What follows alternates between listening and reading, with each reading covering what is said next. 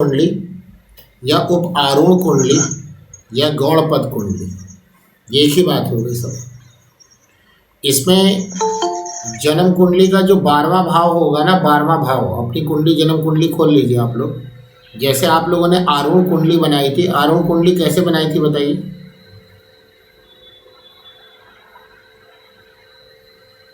सप्तम भाव के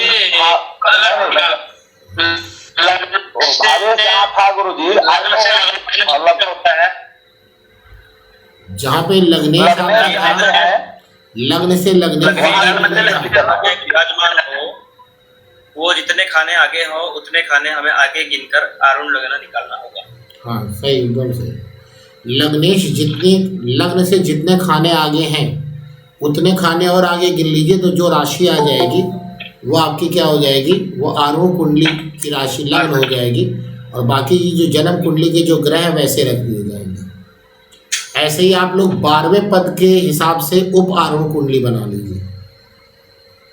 जो आपके 12वें भाव में जो राशि है उसका स्वामी यानी उसका लॉर्ड 12वें भाव से जितनी दूरी पर गया है उतनी ही दूरी और आगे गिन करके आपकी उपपद कुंडली, उप आरूढ़ कुंडली या गौड़पद कुंडली आ जाएगी। सब लोग जल्दी बना लीजिए अपनी उपपद कुंडली।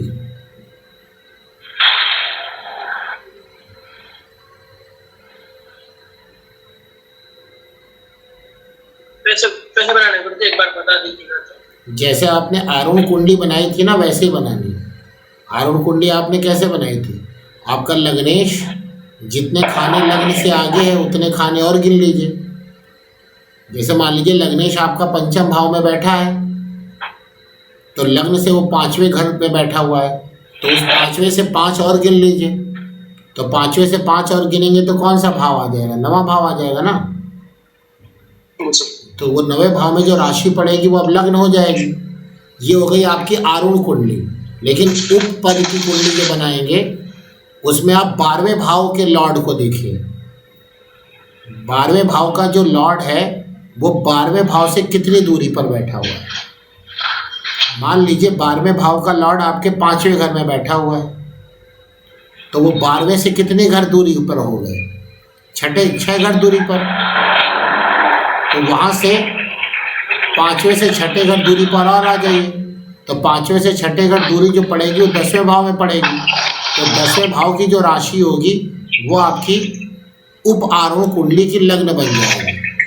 बाकी जो ग्रह जैसे दिए गए वैसे आप गुरु जी, मेरे 12वें भाव में कुंभ राशि है और उसके स्वामी शनि है, वहीं पर स्थित है, तो उपपद जो होगी वो कुंभ राशि ही होगी। नहीं ना, क्या बताया था मैंने उसके लिए? जहाँ पर देखिए एक अपवाद बताया था मैंने, 2 अपवाद बताए थे। वो अपवाद देखिए क्या लिखवाया था मैंने। उससे आप 10वां और गिनिए। उसके लिए एक अपवाद लिखवाया था मैंने ना, कि अगर मान लीजिए लग्नेश लगन में बैठ जाएं तो क्या बताया था मैंने? उसके लिए क्या बताया था? वहाँ से 10वां गिन लीजिए।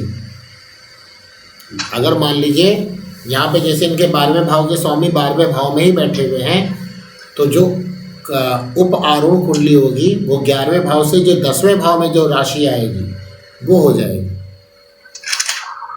ऐसे 7वें भाव वाला भी मैंने बताया था, याद रखिएगा। किसी का मान लीजिए लगने आरूढ़ कुंडली यानी 12वें भाव के लॉर्ड अपने से 7वें आ गए, तो फिर वहाँ से 7वें गिनेंगे तो वही हो जाएगा, तो वहाँ से आपको चौथा गिनना पड़ेगा। गुरु जी, मेरे पद कुंडली गुरु जी कैसे बिठाना है? कुंडली और उपपद कुंडली दोनों का अगर एक ही हो जाए तो क्या करना है? ये तो तभी हो सकता है जब जो है क्या नाम है, शनि की कोई लग्न हो, यानी आपकी कुंभ लग्न है क्या? नहीं।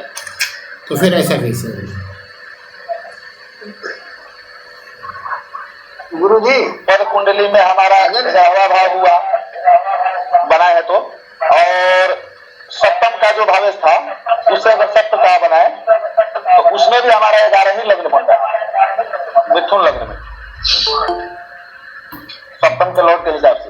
सप्तम लॉर्ड क्यों बनाएंगे आप? सप्तम के भाव का लॉर्ड थोड़ी ना, गुरु जी ने ये कहा है कि 12वें भाव का स्वामी जहाँ बैठा है वहां से ये नहीं अभी का नहीं, मैं इसलिए बात कर रहा हूँ। गुरु जी हाँ जी, मैंने क्या बना लिया भाई सबने? तीन लगन की कुंडली है तो उसका पंचम मतलब सप्तम तो बैठा है मतलब सूर्य, तो पद लगन में उसका आया था मतलब वृष लगन कुंडली आया, तो उपहारों में भी वृष लगन ही आ रहा है। आपकी सिंह लग्न कुंडली है तो चंद्रमा कहाँ पे चले गए आपके? चंद्रमा गुरुजी पंचम भाव में। तो क्या दिक्कत क्या आ रही है, हमको समझ नहीं आ रहा है। आप चंद्रमा देखेंगे कि सूर्य देखेंगे? आपकी सिंह लग्न कुंडली है ना? हाँ, तो आप 12वें घर के स्वामी कौन हुए आपकी कुंडली में? चंद्रमा। 12वें घर के स्वामी चंद्रमा हो। तो चंद्रमा कितने कहाँ पे बैठे हुए? पंचम भाव में। तो 12वें से कितने घर दूर आ गए वो? 6 घर बोलिए। तो वहां से 6 गिनिए जरा, आप कहाँ चले जाएंगे? 5 होगा सर। वहां मैं से ये कह रहा था गुरुजी की पद लगन नहीं हुआ। पहले आप मेरी बात सुनिए, पहले आप मेरी बात सुनिए। आपका जो 12वें घर के स्वामी चंद्रमा हुए, तो चंद्रमा आपके 5वें बैठे हैं, तो 12वें से जरा गिने तो 6 आ गए ना। तो अब 6 से अब 6 आ गए गुरुजी। हाँ, तो 5वें से 6 और आगे चलिए, कहाँ पे आ जाएंगे आप? 10वें घर में आ जाएंगे। दसम घर में आ गए। तो 10वें घर में कौन सी राशि आपकी पड़ी है? वृष राशि। तो वही तो आपकी आपके आरोह कुंडली हो गई, मतलब उप आरोह कुंडली हो गई आपकी। जी जी जी। तो और पद कुंडली भी यही बनी गुरुजी। तो गुरुजी जो 10वें घर में जो राशि पड़ी है इनकी, वो इनकी पद्म लगन कुंडली का वो लगन होएगा ना? बस हाँ, लगन होगा और बाकी कुंडली है। लगन हो जाएगा। बाकी जैसे जो ग्रह इनके लग्न कुंडली में बने हुए हैं वही बना ले यहाँ पर। गुरुजी जी, ये हमारी कुंभ लग्न की कुंडली है, वो 10वें 12वें भाव के मालिक हो गए शनि महाराज। हाँ जी, हो गए। जी गुरुजी। अब शनि हमारे लगन के हिसाब से 6ठे भाव में है। नहीं, लगन के हिसाब से नहीं गिनना ना आपको, 12वें के हिसाब से गिनना है ना। तो 12वें के हिसाब से सप्तम में चले जाएंगे। तो सप्तम चले जाएंगे, तो वहां सप्तम से चौथा और ले लीजिए, 10वां आ जाएगा, जो भी घर आ जाए। तो ठीक, हाँ तुला की आ गई। नहीं, आपका 6ठे से जरा गिनेगा चौथा। 6ठे से भाई आप ही ने बताया ना कि आपका जो 7वें पड़ रहा है, तो 7वें से 7वां गिनेंगे तब तो फिर वही हो जाएगा। तो 7वें में चौथा गिनना पड़ेगा ना। तो यानी 7वें चौथा मतलब 6ठे में है, जन्म लगन से 6ठे में है। भाई जन्म लगन से नहीं गिनना ना, 12वें भाव से गिनना है ना आपको। 1 2 3 4 5 6 7वें नंबर पे जा रहे हैं। तो 7वें नंबर पे हमने अपवाद लिखवाया था आपको कि अगर 7वां हो जाए तो वहां से चौथा लेना है। तो आपके 6ठे घर से चौथा कौन आएगा? तो चौथा तक कहाँ से लेंगे? 6ठे घर से चौथा लीजिए आप। अच्छा, तो 6ठे घर से चौथा कौन आ जाएगा? ये 6 नंबर राशि आ जाएगी। नहीं, 6ठे घर से चौथा भाव कौन सा आएगा? तो नवा भाव आएगा। तो वही आपकी जो है लग्न हो जाएगी, उप आरोह कुंडली हो जाएगी। और बाकी सारे ग्रह वैसे ही बना दीजिए, जिस राशि में पड़े हुए उस राशि में आपने बना दीजिए उसमें। जी जी, धन्यवाद गुरु जी। तो गुरु जी, मैंने अपवाद के अनुसार जो अपवाद सूत्र आपने बताया था कि अगर किसी भाव के स्वामी उसी भाव में विराजमान हो तो वहां से दशम स्थान के जो राशि आएगी वह पद गिना जाएगा। हाँ, तो मेरी उसके अनुसार तो वृश्चिक राशि आ रही है पद में। ठीक है, जो भी आए एक वो उससे सॉफ्टवेयर में लगन है। एक सॉफ्टवेयर में मैंने देखा तो उसमें गुरुजी कुंभ राशि दिखा रहे हैं। उप आरोह कुंडली। जी गुरुजी। नहीं, गलत होगा, यही तरीका यही है। अब आप कुंडली आपकी सही हो तो हम नहीं जान, मतलब गलत हो आप बता रहे हो हमें तो एक अलग बात है। जो आप मुझे बता रहे हो वो इसी हिसाब से बनेगी। गुरुजी आपने जो बताया वही फार्मूला मैंने लगाया है। वही फार्मूला लगेगा, वही फार्मूला है। ठीक गुरुजी। और इससे देखते क्या है इस कुंडली से? आज उसी का। अब देखिए यहाँ पर जो उप आरोहण कुंडली है, उप आरोहण कुंडली यानी कि इसको हम लोग गौड़ पद कुंडली कहेंगे। तो इसके अंदर हम लोग यहाँ पे देखेंगे क्या कि यहाँ पर आप जो है वैवाहिक जीवन, पत्नी के बारे में विचार, ससुराल के बारे में विचार, ये सब यहाँ से किया जाता है। पुत्र या पुत्रियों के बारे में विचार, ये सब यहाँ से किया जाएगा। यानी कुल मिला के पत्नी कैसी होगी, ससुराल कैसा होगा, बच्चे कैसे होंगे, भाई बहन का विचार यहाँ से किया जाएगा। ठीक है ना। और व्यक्ति के बारे में भी कुछ इससे पता चलता है। जैसे कि आरूढ़ कुंडली से हमने मेन धन के बारे में विचार किया था कि व्यक्ति की आर्थिक स्थिति कैसी होगी। यहाँ पर हम लोग देखेंगे उसकी पारिवारिक स्थिति कैसी होगी। तो उसमें कुछ नियम लिखवा देते हैं, उस नियम को आप नोट कर लीजिए और लगाते चलिएगा।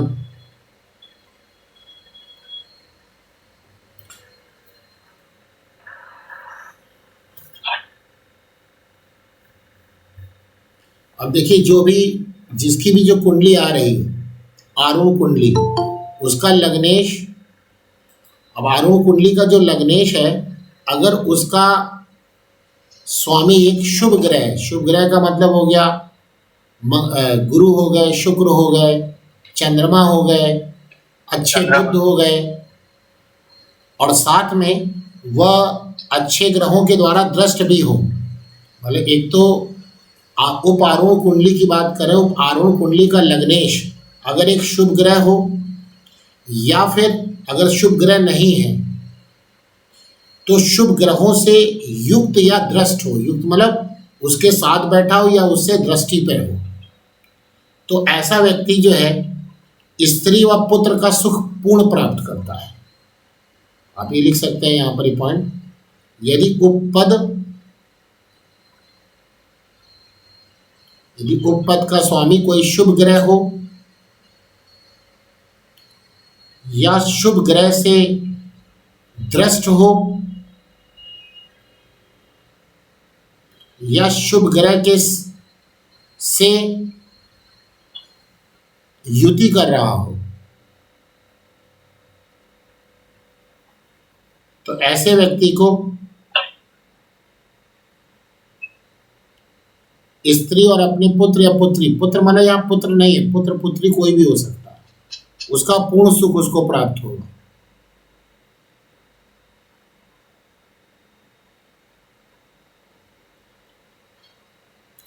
लेकिन इसमें किसी भी प्रकार का मतलब कि दूसरा, अगर इसमें किसी भी प्रकार का शुभत्व ना हो, शुभत्व ना हो का मतलब कि उपपद का स्वामी एक पाप ग्रह हो, उपग्रह का स्वामी एक पाप ग्रह हो,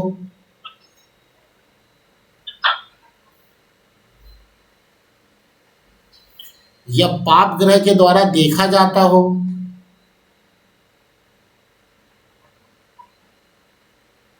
या पाप ग्रह के साथ युति करता हो।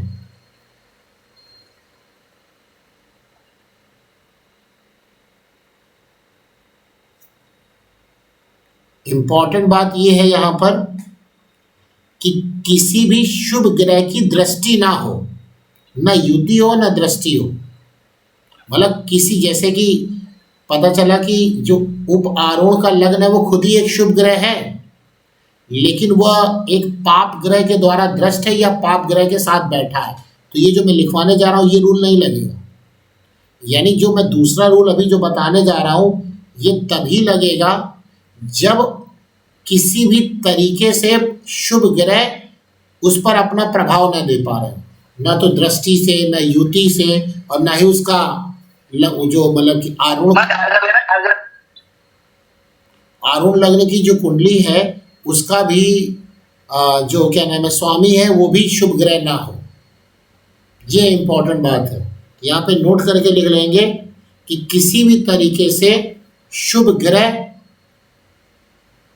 से उप आरूढ़,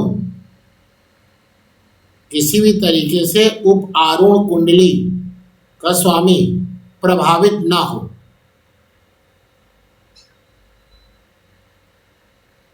उप आरूढ़ कुंडली से प्रभावित ना हो, तब ऐसा व्यक्ति क्या होता है, या तो सन्यासी होगा, मतलब सन्यासी मतलब शादी उदी नहीं करेगा,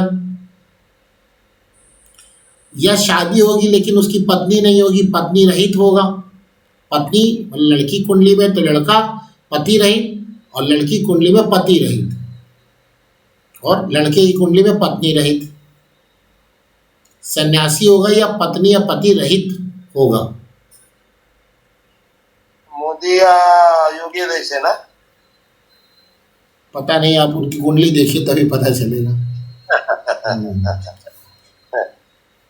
और गुरुजी ज्यादा लिखवाया है गुरुजी। ज्यादा लिखवाया मतलब मैंने अभी ज्वाइन किया सर। हाँ, अभी स्टार्टिंग किया। और अगर मान लीजिए शुभ और अशुभ दोनों ही योग हो, मतलब शुभ ग्रह का भी प्रभाव आ रहा हो किसी भी तरीके से, किसी भी तरीके का मतलब हो गया कि आपको किसी भी तरीके का मतलब हो गया कि उप आरूढ़ कुंडली का स्वामी एक शुभ ग्रह हो जाए और उस पर पाप ग्रह की दृष्टि आ जाए या पाप ग्रह के साथ आ जाए, या उल्टा कर लीजिए। उल्टा करने का मतलब क्या हुआ कि उप आरूढ़ के जो लग्नेश हैं वो आपके एक पाप ग्रह हो जाए और उस पर कोई शुभ ग्रह की दृष्टि या युति आ जाए, हाँ हो जाए, तो फिर इसमें क्या होता है, इसमें पति या पत्नी का नाश होता है। मतलब उसकी शादी होगी, पत्नी रहेगी, लेकिन अगर लड़के की कुंडली आप देख रहे हैं तो शादी होगी, पत्नी रहेगी, लेकिन कुछ समय बाद ये अलगाव हो सकता है, तलाक हो सकता है या मृत्यु हो सकती है। समझ में आ गया? मतलब कि अगर केवल शुभ ग्रह देख रहे हो या शुभ ग्रह हो, मतलब कहीं से भी अशुभ का प्रभाव ना आ रहा हो, केवल शुभ ही का पाप ग्रह के ऊपर शुभ ग्रह का दृष्टि हो सर। नहीं, आप पूरी बात पहले सुनिए, ना समझ में तब पूछेगा, पहले पूरी बात सुनिए। अगर केवल शुभ ही ग्रह है, मतलब आरूढ़ कुंडली का स्वामी भी शुभ ग्रह है, उस पर दृष्टि भी शुभ ग्रह की है, और या फिर युति भी शुभ ग्रह की है, तो पूर्ण सुख होगा। केवल अशुभ का ही प्रभाव हो, केवल अशुभ का, इसी तरीके जो मैंने बताया, तो या तो वो शादी नहीं करेगा, सन्यासी होगा, या शादी होके उसकी टूट जाएगी, डाइवोर्स हो जाएगा, या पत्नी की मृत्यु हो जाएगी।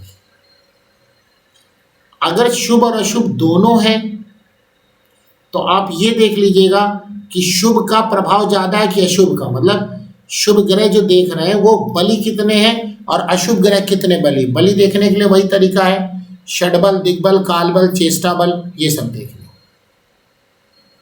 वही सब देखने का तरीका है। और फिर अगर अशुभ ग्रह का प्रभाव है और शुभ ग्रह दोनों का प्रभाव आ रहा है तो फिर बीच में समस्या आ जाएगी। बीच में क्या आएगी? समस्या आएगी। अब वो समस्या जल्दी आएगी कि देर में आएगी, ये इस बात पर डिपेंड करेगा कि अशुभ का प्रभाव ज़्यादा है कि शुभ का प्रभाव ज़्यादा है। जितना शुभ का प्रभाव होगा उतने लंबे समय तक सब चीज़ ठीक चलेगी, लेकिन जितना अशुभ प्रभाव ज़्यादा होगा उतने कम समय तक की वो चीज़ें ठीक चलेंगी। ठीक है, समझ में आ गई बात? इतनी नहीं आएगी। गुरुजी अभी आपने जो कहा, आपने अभी तक तो तीन बताया कि केवल शुभ ग्रह का प्रभाव, केवल अशुभ ग्रह का प्रभाव और शुभाशुभ ग्रह का प्रभाव।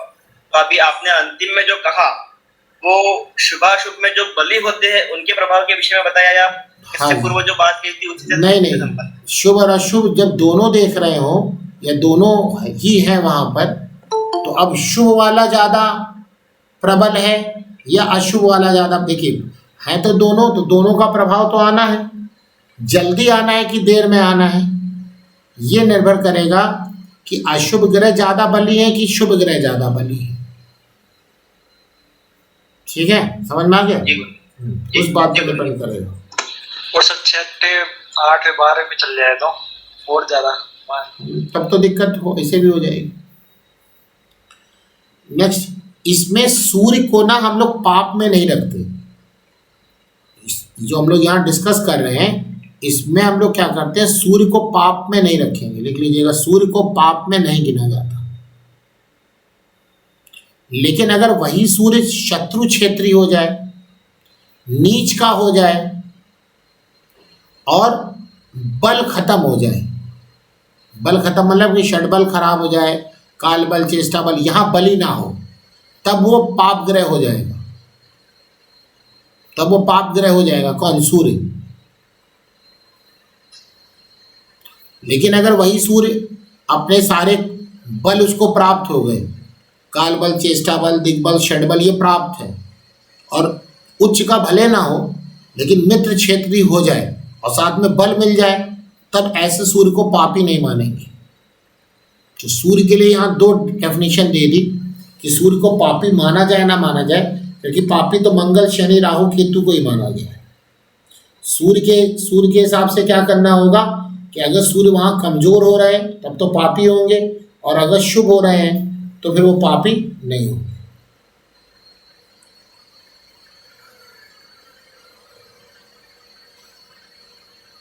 ठीक है, समझ में आई बात? जी गुरु जी। गुरु जी, चंद्रमा और बुध तो गुरु जी वैसे ही होंगे ना? तो वो सब उस पर डिपेंड करेगा कि कैसी स्थिति में है वो। चंद्रमा और बुध तो संगत का असर लेते हैं ना, बताया तो था ना शुरू में। बिल्कुल बिल्कुल। नहीं, जैसे इसलिए पूछा कि गुरु जी जैसे सूर्य को बता रहे ना, इसलिए पूछा थे। हाँ, तो चंद्रमा और बुध में सूर्य के लिए तो मैंने पहले तो पापी, शादी के लिए तो सूर्य अच्छे नहीं माने जाते। शादी के हिसाब से सूर्य अच्छे नहीं माने जाते। ठीक है ना, शादी के हिसाब से सूर्य को अच्छा नहीं माना गया। बाकी सब चीज़ों में सूर्य को अच्छा मानते हैं, लेकिन शादी के लिए अच्छा नहीं मानते। लेकिन यहाँ आरूढ़ कुंडली में जो पराशर जी ने यहाँ पे 2 बातों में उसको विभक्त कर दिया, डिवाइड कर दिया कि कब आप अच्छा माने और कब अच्छा ना माने। ठीक है, अब गुरु जी, गुरु के साथ केतु अगर है तो केतु का बल हम लोग देख नहीं पाएंगे। केतु में और भी बल देख लेंगे ना, षड्वर बल तो देख ही लेंगे, क्यों नहीं देख पाएंगे। और राहु केतु में मैंने आपको बताया था कि जिस राशि में है उस राशि के बल के अनुसार राहु केतु का कर दीजिए। और गुरु के साथ केतु आ रहे हैं तो गुरु का बल, क्योंकि केतु और राहु तो छाया ग्रह हो गए, तो गुरु वहाँ अच्छे होंगे तो केतु भी अच्छे होंगे। बाकी जो और जितनी चीजें देखी जा सकती है वो देखी जा सकती है। जी गुरु जी, जैसे 24 है कि ना? ठीक। अब आरूढ़ कुंडली से दूसरे भाव को देखिए। जो आरूढ़ कुंडली आप मतलब उप आरूढ़, हम लोग आज जो भी बोलेंगे वो उप आरूढ़ के लिए होगा, यानी उपपद के लिए बात कर रहे हैं हम लोग। अब उपपद से आप दूसरे भाव को देखें। दूसरे भाव में इसी तरह से देखना, अगर शुभ है तो भी वहां पे स्त्री और मतलब बच्चों का सुख मिलेगा, अशुभ है तो नहीं मिलेगा, और शुभ और अशुभ है तो वही स्थिति होगी कि मिलने के बाद फिर हट जाएगा। समझ में आ गया? सेम वही द्वितीय भाव भी। अब पता चले सर ये उप आरोहण का मतलब आरोहण कुंडली का निकालना है 12 तक या लग्न कुंडली का? मैंने बोला जो आज बात चल रही है वो उप आरोहण की बात चल रही है ना। आपने क्या बनाया है? आज उप आरोहण की बात चल रही है ना। रोज लग्न कुंडली से बना देना। तो लग्न कुंडली तो आज हम लोग पढ़ ही नहीं रहे हैं, हम लोग तो उप आरोहण कुंडली पढ़ रहे हैं। यानी लग्न से जो 12वां भाव है वहां से जितने दूरी पर बैठे वहां से आगे गिन करके अपनी उप आरोहण कुंडली बना लीजिए, उसके अनुसार बात।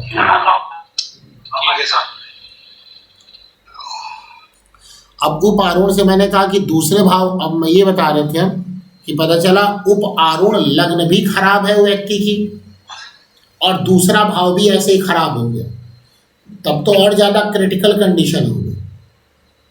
तब तो वो शादी की तरफ मूव ही नहीं करेगा। अब पता चला लग्न इसी प्रकार से खराब है लेकिन दूसरा भाव ठीक है, तो शादी का कुछ सुख मिलेगा। लेकिन अगर लग्न खराब है और दूसरा भाव खराब है तो कुछ सुख मिलेगा, लेकिन लग्न अच्छी है और दूसरा भाव खराब है तो ये सुख ज़्यादा समय तक मिलेगा, क्योंकि लग्न ज़्यादा इंपॉर्टेंट होगी ना। अब पता चला दोनों ही गड़बड़ आ रहे हैं, दोनों में ही गड़बड़ी आपको दिख रही है, तो आप थोड़ा सा वहाँ आपको सावधान रहना पड़ेगा कि भाई चीज़ें खराब हो सकती है। ये उस वक्त भी आप इसको प्रयोग करिए जब कुंडली लोग मिलवाने आए। कुंडली जब मिलवाने आएंगे तभी हम लोग पढ़ेंगे कैसे मिलाई जाएगी कुंडली, वो भी आगे वाले लेक्चर्स में हम बताएंगे आपको। लेकिन यहाँ पर आपको जो मैं ये बता रहा हूँ, तो ये आपको ये पूरे हिंदुस्तान में आप फिर मान के चलिए 90 में तो 100% हम कह देते हैं कि इसको कोई नहीं देखता है, वो तो बस गुड़ उड़ मिला दिए, गुड़ चीनी खा लिए, काम हो गया, वो तो बकवास है। आपको ये चीज़ें देखनी होगी जब भी आप मिला रहे हैं, तो ये चीज़ें आप देखिए, तो उससे आपको काफ़ी क्लियरिटी। स्पेशली मान लीजिए कोई लड़की वाला आया आपके पास लड़के की कुंडली मिलवाने की, भाई ये मिलाना है, तो आप ज़रूर इस चीज़ को देख लीजिए, क्योंकि भाई उसकी ज़िंदगी की बात है। भाई लड़की में क्या होता है ना कि लड़की की अगर शादी हो गई तो दूसरी शादी के चांस नहीं होते फिर। अगर वहाँ पे खराबी है, लड़के की कुंडली में खराबी है ऐसी, तो समस्या ज़्यादा होती है। जबकि मान लीजिए लड़के की कुंडली में अगर मतलब लड़की की कुंडली में प्रॉब्लम है तो लड़का दूसरी शादी कर सकता है। लड़कियों में जरा सभ्य समाज में ये सब समस्या नहीं है। अब आजकल तो सब आ गए ऊपर बड़े वाले, तो वहाँ सब बड़ी खिचड़ी पकती है। लेकिन आज भी जो हम लोग ऊपर वाले लोग हैं, सभ्य समाज जिसको कहते हैं, वहाँ दूसरी शादी अलाउ नहीं की जाती, उसको अच्छा नहीं मानते। लेकिन ये सब जो हाइब्रिड लोग हो गए ना, उसको दूसरा अच्छा मानते हैं। स्पेशली जो मतलब कि जिसमें आप लोग ब्राह्मण कहते हैं जिसको, या उनका उच्च खानदान है, वहाँ पे दूसरी शादी अलाउ नहीं मानी जाती। लेकिन ये जो हाइब्रिड आ गए, ऐसी पिक्चरें आने लगी, तो उसको देख देख के आदमी बदल गया और करने लगा उसको। लेकिन फिर भी अच्छी संज्ञा नहीं दी जाती है कि एक अच्छे परिवार की संज्ञा मिले। ये उच्च कुलीन गुण है ही नहीं, ये निम्न कुलीन गुण है, जिसको बोलते हैं ना उच्च कुल, ये है उच्च कुल की पहचान।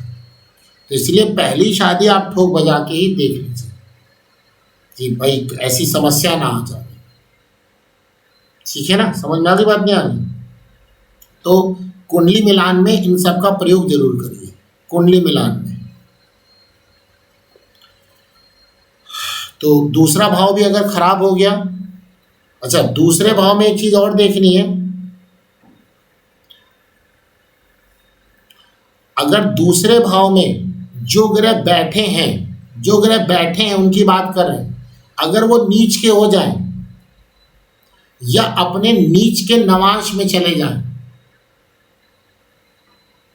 जैसे मान लीजिए किसी की मतलब ये हमने रैंडमली ले रहे हैं, वो सोच के नहीं बोल रहे, मैं ऐसे ही बोल रहे कि मान लीजिए दूसरे हाउस में शुक्र बैठे हैं, लेकिन वो यहाँ पे नीच के नहीं, लेकिन नवांश कुंडली में शुक्र नीच के हो गए। दूसरा मतलब उपपद कुंडली से दूसरा भाव की बात कर रहे हैं,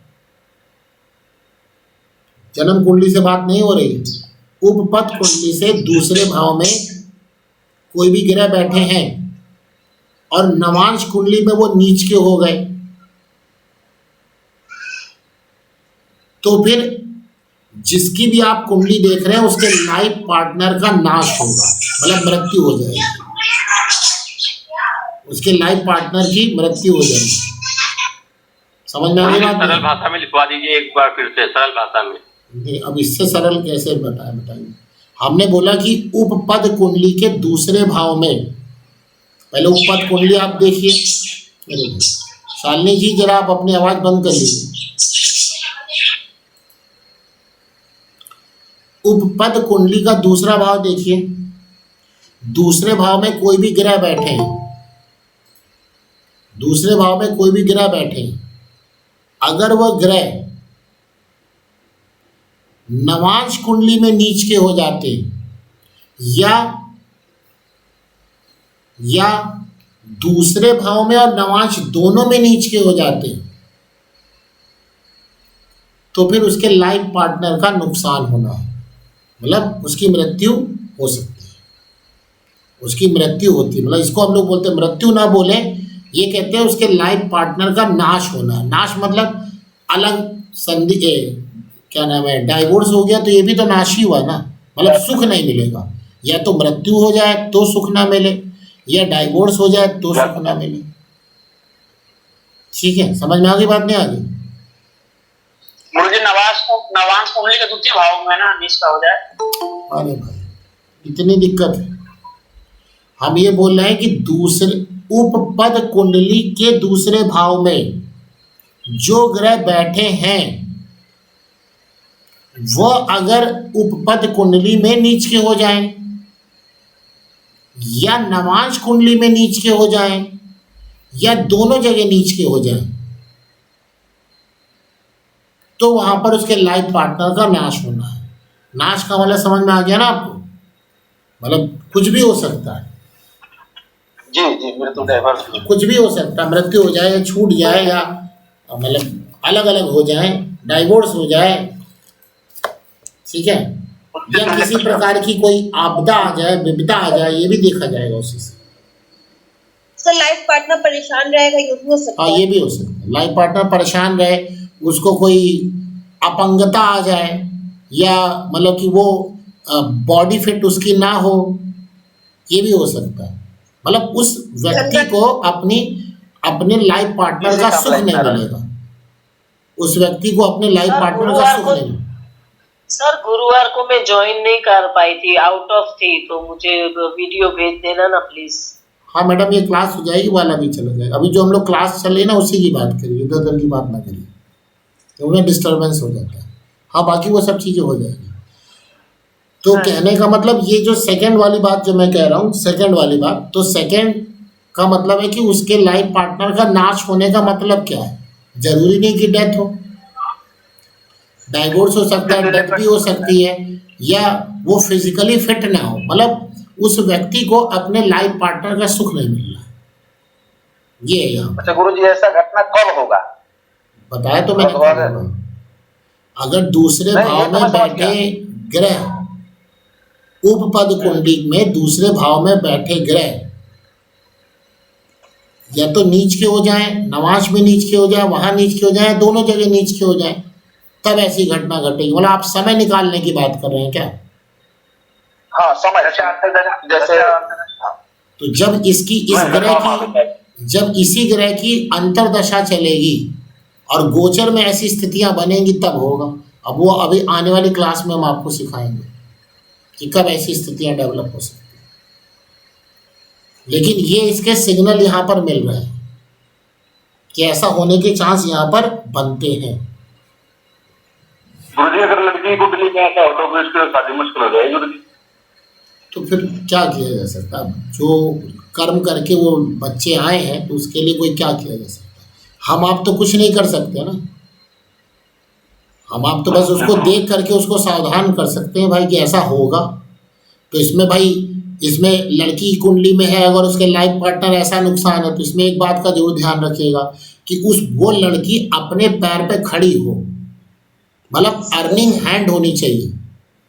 क्योंकि कल को अगर कुछ भी उसके पति का लॉस हुआ और तो रोड पे आ जाएगी वो, तो जी आपको बताना होगा। नहीं समझ में आया? क्योंकि लड़के लोग सोचते हैं कि शादी के बाद सारी जिम्मेदारी लड़कों की है। नहीं, अगर लड़की की कुंडली में इस प्रकार की संभावना है तो उसको आप एक ही राय दीजिए कि भैया कुछ करो चाहे ना करो, शादी तो एक सेकेंडरी, पहले तुम अपने पैर पे खड़े हो, क्योंकि तुम्हें अपना खर्चा, और अगर कल को संतान होती है उसका खर्चा तुम्हें खुद को चलाना है। ये आप काउंसलिंग करके उसको बता दीजिए। काउंसलिंग समझ गया ना? हाँ, उसको समझा दीजिए हाँ कि कल को ऐसा होने वाला है तुम्हारे साथ, तो इसलिए शादी तभी करो जब तुम्हारी इनकम हो जाए। वरना पता चला तुम्हारे पिताजी ने कुछ भी करके शादी कर दी, मान लीजिए कर्ज लेकर, जो भी करके कर दी, सारा वो खत्म हो गया, कल को ये घटना घट गई तो ना तुम्हारे पिताजी वो स्थिति में रहेंगे कि तुमको सपोर्ट करें, और तुम तो कुछ थी ही नहीं। तो ये ज्योतिषी का ये सबसे बड़ा गुण है, उसको ये बता देना, अवगत करा देना। देखिए, करना ना करना उस व्यक्ति के हाथ में है, लेकिन आपने उसको अवगत करा दिया तो आपका मन हल्का रहेगा कि भाई आपने उसको सही राय दे दी। अब उसने नहीं किया तो देखिए, अब आप तो नहीं कर सकते उसकी जगह। जैसे पता नहीं, जब मैं न्यूमरोलॉजी पढ़ा रहा था तो पता नहीं कोई बोल रहा था कि वो कुछ नहीं करे, तो हमने कहा कुछ नहीं करे तो आप काहे परेशान हो भाई? आप कुछ नहीं करें तो हम लोग क्या कर सकते हैं? आपका काम है बता देना। अब वो कहे कि नहीं हम कुछ करेंगे नहीं, तो नहीं करें भाई, देखेगा भोगेगा अपना। लेकिन आपका काम है आपको सही राय दे देना, ठीक है? तो लड़कियों में तो ये स्पेशली बात आपको बतानी चाहिए, ठीक है ना? गुरुजी उसका उपाय होगा ना कोई? उपाय एक ही है कि इस धरती पे जन्म ही ना ले। अच्छा, बस और कोई दूसरा उपाय नहीं। नहीं तो पूरा इंश्योरेंस करा लें। हाँ, इंश्योरेंस करा लें, सही बात है। इंश्योरेंस करा लीजिए, सही बात।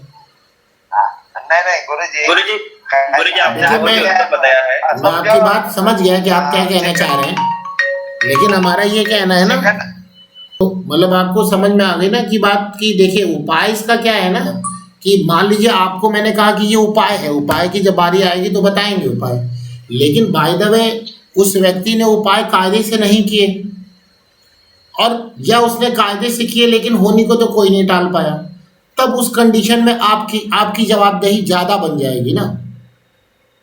फिर अगर वो कल को कोई व्यक्ति आपके सामने आके खड़ा हो गया और वो आपसे बोल रहा है कि देखिए आपने जो कहा था वो तो मैंने कर लिया, लेकिन मेरे साथ तो ये घटना है, तो आप तो चोर हैं, या वो आपको अपशब्द कहे या आपको बदनाम करे, उस चीज़ से बचने के लिए आप पहले उसको ये बता दो, और फिर कह दो देखो ये उपाय तो है, लेकिन ये कितना उपाय काम करेगा इसमें मैं नहीं जानता। तो इसमें क्या होगा, आप बच गए और पूरा का पूरा ज्योतिष बच गया इसमें। बात समझ रहे नहीं समझ रहे? संजय जी जो पूछ रहे थे हमसे। हाँ, ये चीज जरूरी गुरुजी है। ऐसा है ना, गुरुजी ऐसा है ना कि कोई भी अगर उपाय किसको नहीं बताए, लेकिन अपने घर में ही कोई ऐसा निकल आए, तो भाई अरे घर को निकल आए, जो भी निकल आए, हम ये कहते हैं कि जो आप उपाय करती हैं क्या उसका रिजल्ट आपको मिलता है? हमारा एक क्वेश्चन का आंसर दीजिए। नहीं मिलता, तो बाय द वे नहीं मिला या मिल गया, वो तो एक ऐसी मतलब कि उसमें तो 10-20% प्रॉफिट हो गया, 80-90% प्रॉफिट नहीं हुआ, तो आप क्या उसको जवाब देंगे भाई? या आपका कोई अपना ही है, आप वो आपसे वो पूछने आया तो आपने उसको कह दिया कि भाई ये उपाय कर लो, अब वो तो बड़ी विश्वास के साथ कर लिया, लेकिन कुछ हुआ ही नहीं, तो जो अपना है तो अपना ज़्यादा गाली आपको देगा, और फिर आप भी नहीं बर्दाश्त कर पाएंगे। इसलिए पहले से ही आप अपने आप को सावधान रखें, ठीक है? समझ में आ गई बात? नहीं आ गई? तो उपाय में क्या है कि उपाय की चीज़ों को आप ध्यान से करवाना है कि भाई वो बताएंगे कि कब उपाय काम नहीं करते, उसका भी सूत्र है कि कब उपाय बिल्कुल काम नहीं करते। लेकिन कोई वेदी बनता है या दिन मंत्र, जी तो उसका कोई वैदिक मंत्र हो या नहीं भाई, हमने बताया। देखिए चलिए आप सुन लीजिए। मृत्यु को टालने के लिए महामृत्यु। अरे नहीं भाई, नहीं काम करता ना। आपके पास एक्सपीरियंस हो तो बताओ। नहीं काम करता। हमने काम करे नहीं, मैं एक चीज है वो मनगढ़ंत कहानी है कि हम भाई हम पूजा करें हमारे साथ अच्छा होगा। भाई हम भी कह रहे हैं अच्छा होगा, लेकिन नहीं हुआ तो आप तो फंस गए ना, और आपके साथ साथ पूरा ज्योतिष फंस गया। फंसे कि नहीं फंसे? वाली बात होगी जी क्या है वो? गुरु वशिष्ठ जी वाली बात होगी। ये सब भी आते हैं, ये हमारे आते हैं। यही कह देना ज्यादा अच्छा है। कम से कम वो तो मेंटली प्रिपेयर रहेगा या रहेगी। बुराई क्या है इसमें, हमको नहीं समझ में आता। मेंटली प्रिपेयर तो रहेगी ना कि हाँ भाई हम ये कर रहे हैं, हमको सपोर्ट मिलेगा, लेकिन इस चीज़ से हमें ज़्यादा अपने आप को ध्यान देना है कि हमें अपनी अर्निंग ढूंढनी है। पता चला वो अर्निंग ढूंढने की बजाय वो जो है दिन भर जो है कोई ऐसा काम, मतलब आपने पूजा बता दिया वो कर रही है, तो पता चला उसका तो कोई रिजल्ट नहीं आया। बाय द वे कि नहीं आना 80-90%, और जहाँ उसको टाइम लगाना था वो उसने लगाया नहीं, तो टाइम भी चला गया, समस्या भी रह गई, दोषी आप बन गए। तो ऐसा काम काहे के लिए करना? ठीक है। अब गुरुजी एक जिज्ञासा थी। एक मिनट रुक जाइए, पहले हम अपनी जिज्ञासा शांत कर लें, और सबकी जिज्ञासा कि जब भी कोई ग्रह नवांश कुंडली में स्थिर राशि में हो जाता है तो उसका कोई उपाय नहीं होता, ध्यान रखिएगा। मान लीजिए चलने वाली दशा, अंतरदशा, कोई भी इस प्रकार के योग बने हैं और नवांश कुंडली में वो स्थिर राशि में आ जाए 2, 5, 8, 11 में, तो उसका कोई उपाय काम नहीं करेगा। इसी प्रकार से अगर वो चर राशि में आता है तो मात्र 50% उपाय काम करेगा, चर राशि में अगर आता है तो। और द्विस्वभाव राशि में ये बात और घट जाती है। ये है इसका सूत्र, अब समझ लीजिए आप, जिसके लिए आप बहुत दावेदारी से पेश करते हैं कि हम ये करा देंगे तो ये हो जाएगा। ये है सिद्धांत। अब लगाइए अपनी बुद्धि कि अगर कोई भी ग्रह की जो दशा अंतर्दशा है, जो जिस ग्रह के कारण उसको पीड़ा मिल रही है, अगर वो नवमांश कुंडली के अंदर स्थिर राशि में पड़े हुए हैं तो उपाय काम नहीं करेंगे, उसको भोगना ही पड़ेगा। चर राशि में है तो 50% उपाय काम कर जाएंगे। कितना करेंगे उस व्यक्ति की श्रद्धा पर डिपेंड करेगा, किस प्रकार से उसने किया।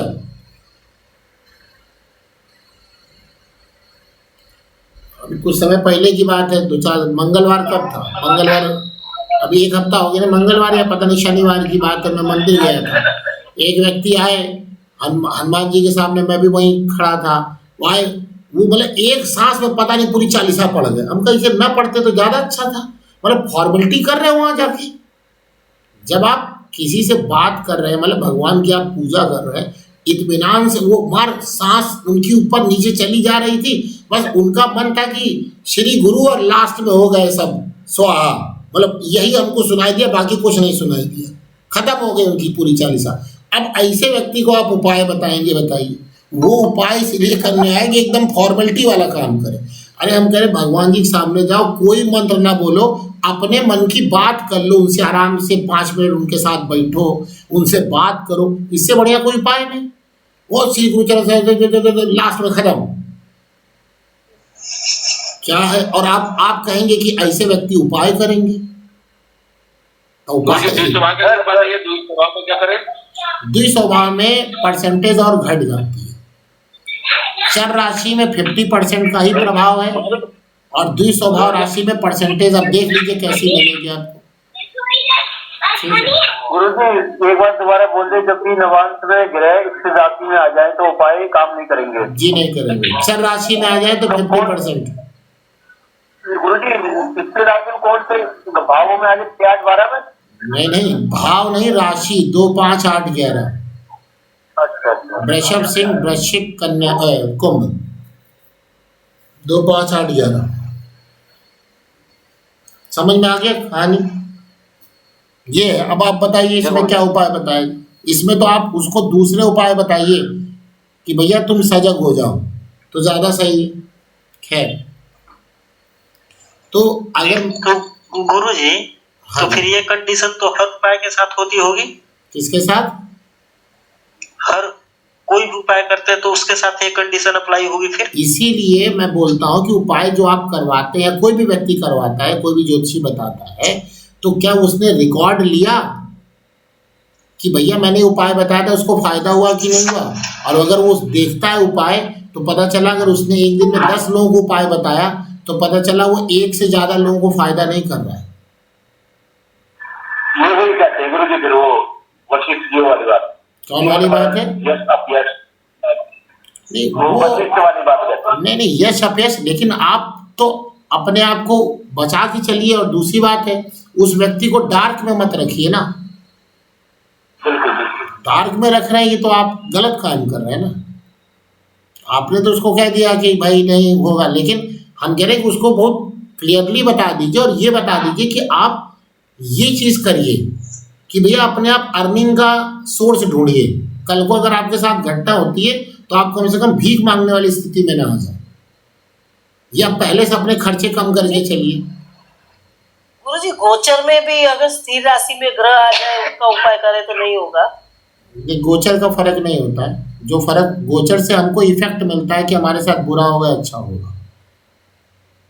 अच्छा, उसमें उपाय काम मतलब करेंगे? उपाय चल, ये बड़ा मुश्किल है। उपाय के बारे में तो जो सही है वो मैं बताता हूँ, इसीलिए लोगों को बुरा भी लगता है, लेकिन सही बात यही है। सही बताया गुरुजी, ये तो कभी सुना ही नहीं था। बरोबर, अच्छा बताया सर। बुरा क्यों लगेगा? आपने जो स्वभाव है, एक बार बता दो। कौन सा? स्वभाव डी स्वभाव 3 6 9 12 नहीं सर, तो होगा तो इसमें क्या होएगा? 50% से कम है, 50% से कम का इफेक्ट मिलेगा। चर राशि में सबसे ज्यादा इफेक्ट होता है। वो 50 कभी कभी 100 के बराबर हो जाता है, कभी 50 रह जाता है।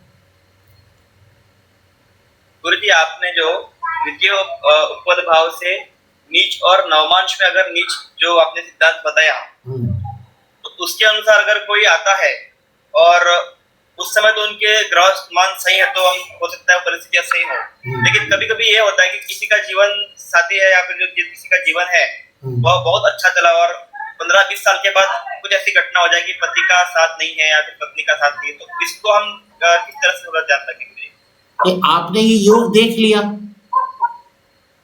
आपने ये योग देख लिया। अब ये घटना कब घटेगी वो भी मैं बता दूंगा, और मैंने अभी बताया जल्दी होगी कि देर में होगी, मैंने बता दिया। अगर वो खराब ग्रहों का प्रभाव है, ज़्यादा है, बलि ज़्यादा है, तो जल्दी घटना घटेगी, और अगर अच्छे ग्रहों का प्रभाव है तो जल्दी घटना नहीं घटेगी। तो आप उनको सजग कर दीजिए और आप देख लीजिए आने वाले समय में दशाएं कैसी हैं, वो अभी देखना, हम उसको बताएंगे, तब आपको और क्लियर होगी बात। धन्यवाद। उसी से पता चल जाएगा।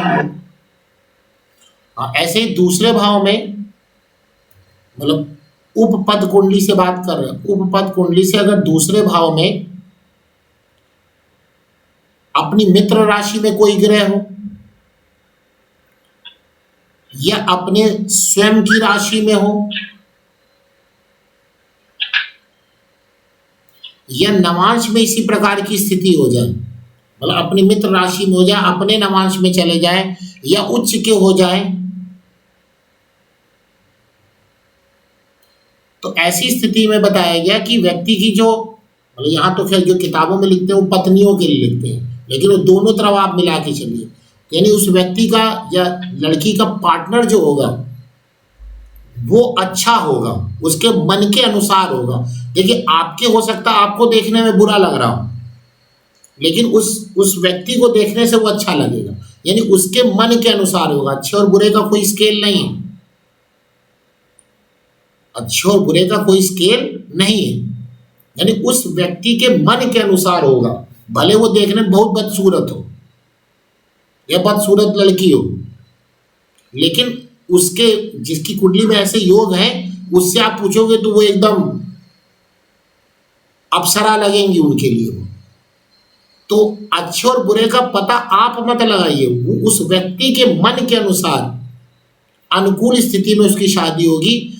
और लिखने वाले में तो ये भी लिख दिया है कि उसकी कई ऐसी शादियां हो सकती हैं।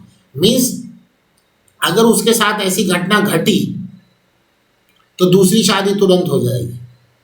लड़के के साथ हो तो लड़की, मतलब लड़के के साथ भी और लड़की के साथ भी। समझ में आ गई बात? नहीं आ गई? लिखने वाले ने लिख दिया, लेकिन दूसरी शादी देश काल पात्र लगा के ही देखी कहनी चाहिए। जैसे कि जो निम्न स्तर के लोग हैं वो जल्दी दूसरी शादी कर लेते हैं, उच्च स्तर में ये चीज़ें नहीं, मतलब लोग सम्मानित जो होते हैं उनमें ये चीज़ जल्दी नहीं देखी जाती है।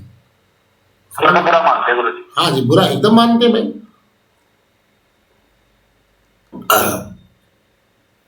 ये लाइन को दोबारा बताएंगे गुरुजी? दूसरा भाव में ये अपनी मित्र राशि, अपने मित्र राशि, अपनी राशि में और नवांश या उच्च राशि में और नवांश में भी ऐसी स्थितियां हो। दूसरे भाव में ग्रह या स्वामी सर? नहीं, दूसरे भाव में बैठे ग्रह की मैं बात कर रहा हूँ, वही सबसे ज्यादा रोल प्ले करते हैं। अगर दूसरे भाव में कोई ग्रह नहीं है तो उस दूसरे भाव को जो ग्रह देख रहे हैं उनकी बात देखिए। अगर देख भी नहीं रहे तब लास्ट में आप लीजिए दूसरे भाव के स्वामी। सबसे पहले देखा जाता है, मैंने पहले ही बताया है कि किसी भाव में जो बैठे ग्रह हैं वो ज़्यादा उसको गवर्न करेंगे, वो ज़्यादा उसको गवर्न करेंगे। ठीक है, तो उसके मन के अनुसार सुंदर और अनुकूल पार्टनर उसको मिलेगा। देखिए ये ऐसा मैंने कई सारी किताबों में पढ़ा है। एक दो जगह मैंने लगाया तो मैं सही हुआ, लेकिन मैंने 2-3 जगह लगाया तो फिर ये सही ज़्यादा नहीं हुआ। तो इस जो मैं फार्मूला लिखाने जा रहा हूँ इसकी सत्यता आप 60 से 70% मानिए। आप भी लगाइए, हमको बताइएगा तो और उसकी हम वेटेज बढ़ा देंगे कि अगर उपपद से दूसरे भाव में मिथुन राशि आती है, इसका मतलब क्या हो जाएगा कि उपपद कुंडली वृषभ राशि की हो, तभी तो दूसरे भाव में मिथुन राशि आएगी ना। तो बताते हैं कि ऐसे लोगों का एक से ज्यादा विवाह होता है। ये बात मैंने देखी है 50% सही जाती है, 50-60%। मेरा गुरुजी मिथुन। तो शादी एक से ज्यादा हुई आपकी? सर एक ही है। चलिए बढ़िया ना हो, अच्छी बात। हाँ जी, सर फिर से बता दीजिए। हमने कहा कि अगर दूसरे भाव में मिथुन राशि आ जाती है, कौन से दूसरे भाव में? उपपद से, तो कहते हैं कि ऐसा व्यक्ति एक से ज्यादा शादी करता है। अब एक से ज्यादा शादी का बहुत मतलब है, हो सकता है कि उसका अपने स्टूडेंट लाइफ में या अपने पहले करियर में कहीं कुछ अफेयर हुआ हो, उससे शादी टूट गई हो, दूसरे से शादी हो, या उसकी शादी कहीं तय हुई होगी, वहां नहीं होगी, दूसरे से हो जाती है, या वाकई दूसरी हो जाती है।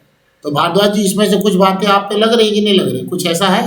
भले अपना बताएं। मैंने पूछा था गुरुजी, भारद्वाज जी नहीं रहे थे। मैंने ये नागेश्वर भारद्वाज जी से बात करी। इसमें अभी तो कोई बात नहीं। चलिए अच्छा है, नहीं हो। ये भी देख लीजिएगा कि वहां पे जो ग्रह देख रहे हैं वो कितने स्ट्रांग है। इसमें एक बात और मैं जोड़ दूंगा, केवल राशि से बात नहीं होती, राशि माहौल पैदा करती है, ग्रह वहां इंपॉर्टेंट होते हैं। उस भाव को जो ग्रह देख रहे हैं अगर वो अच्छे हैं तो इस बात की घटना कम होती है। लेकिन ये मैंने कई सारी बुक्स में ये बात पढ़ी है। कुछ बाय द वे की बात है, मेरे हाथ में जो कुंडली आई मैंने लगाया तो मुझे मान सम्मान मिलना था, मिल गया, ठीक है। लेकिन मैं फिर ये कह रहा हूँ कि ये फार्मूला 50% ही सही जाता है जी, 100% ये बात मैंने शुरू में इसीलिए बोल दी थी बात, ठीक है। लेकिन फिर भी एक आप उसको सलाह के रूप में दे सकते हैं। और आप थोड़ा देख लीजिए, अगर उस दूसरे भाव में जो कोई ग्रह बैठे, अगर वो मजबूत है तब दूसरी शादी हो, क्योंकि पहली शादी के लिए मजबूती होनी चाहिए, दूसरी शादी के लिए तो और मजबूती होनी चाहिए, मजबूत होने चाहिए, तब ये स्थिति बन पाएगी, ठीक है।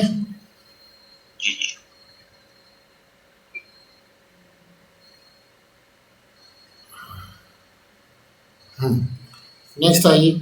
अब आइए उपपद से ससुराल। उपपद से ससुराल,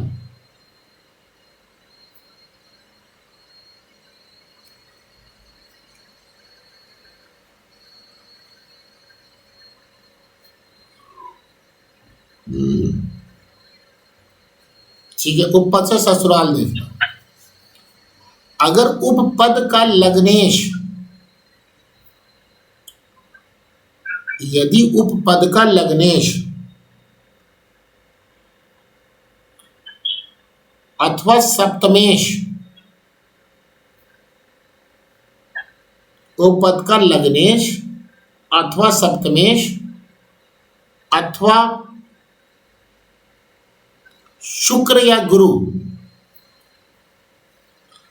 अपनी उच्च राशि में हो, उच्च राशि में, तो उसका पार्टनर अच्छे कुल से आता है, यानी उसकी ससुराल अच्छी होती है।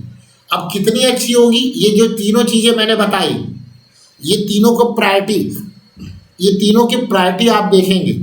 यानी किसी का लग्नेश बहुत अच्छा है तो ऊंचाई पे ज्यादा होगा।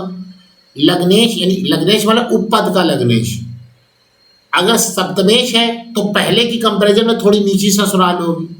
अगर गुरु या शुक्र उच्च के आ रहे हैं तो थोड़ी और नीचे होगी। और कहीं अगर तीनों आ जाए तो आपने सुना होगा कि एक फकीर की आदमी शादी जो है मंत्री की लड़की या लड़के से हो गई। ये वही योग है, हाँ ये वही योग है। तीनों ही अगर उच्च के हो जाए, तीनों मतलब उपपद का लग्नेश, सप्तमेश और कारक ग्रह। कारक मतलब लड़की के लिए कारक कौन होगा? गुरु होगा या मंगल होगा। और लड़के की कुंडली में कारक कौन होगा? शुक्र होगा। अगर ये तीनों ही उच्च की बात हो रही है, मित्र स्वक्षेत्री की बात नहीं हो रही, तब आप समझ लीजिए ये एकदम उच्च कुलीन शादी होगी। उच्च कुल की बात कर रहे हैं, बहुत धनाढ़ होंगे, उनका मान सम्मान होगा, उसकी बात कर रहे हैं। जैसे मेरे लग्नेश जो है से गुरु है उप पद में। उप पद की बात बताइए। हाँ जी जी, उप पद में जी, और वह उच्च के भी हैं। बहुत बढ़िया। तो शादी हो गई आपकी? हाँ। तो ऐसा कुछ है आपके परिवार से ऊंचा है? नहीं, अब पहले का खानदान तो अच्छा है, अभी की स्थिति तो वैसी नहीं है। शादी मतलब कहने का मतलब कुल का मतलब ये नहीं कि उनके पिता, खानदान की बात बता रहे हैं। खानदानी कुल, खानदान ऊंचा है, हम लोगों से नहीं है लेकिन फिर भी है, लेवल में है। बस वही बात हुई। अब वो भी देखिए, जैसे उच्च के गुरु हैं तो उनको कितना बल मिल रहा है। क्या वो जो गुरु हैं उन पे किसी प्रकार का पाप प्रभाव तो नहीं पड़ा हुआ? राहु केतु के साथ में है। तो बस हो गई ना बात, यही रोक दिया। केतु काम ही रोकना है। अगर ये केतु ना होते ना तो बहुत अच्छी स्थिति पे होती है। देखिए सूत्र आपके सामने मिल गया, ठीक है ना। तो ये चीजें हैं, हमारे जो भी फार्मूले हम लिखवाते हैं वो लगते हैं। हम बोलना पहले बता देते, देखो जो ये बताने जा रहे हैं इसका हमारा कोई एक्सपीरियंस नहीं है। जैसे मैंने मिथुन राशि वाला बताया, मेरा कोई एक्सपीरियंस, उसमें 50% का एक्सपीरियंस है। तो ये चीजें, अब पता चला किसी का उच्च का बैठा है, राहु केतु शनि के साथ में ही आ गया, तो उसका इफेक्ट तो मिलेगा ही नहीं मिलेगा, उसका इफेक्ट तो मिलना ही मिलना है। सर सूर्य हो साथ में, तब लग्न में गुरु का लग्न राशि है और सूर्य हम वहाँ पे हो। नहीं, सूर्य से मतलब नहीं है, कोई भी ग्रह हो वो उच्च के हो, कोई भी ग्रह हो वो उच्च के हो, उसकी बात कर रहे हैं। ठीक है ना, समझ में आ गया ना आपको? जी। और उसके साथ कोई पाप प्रभाव ना पड़ा हो।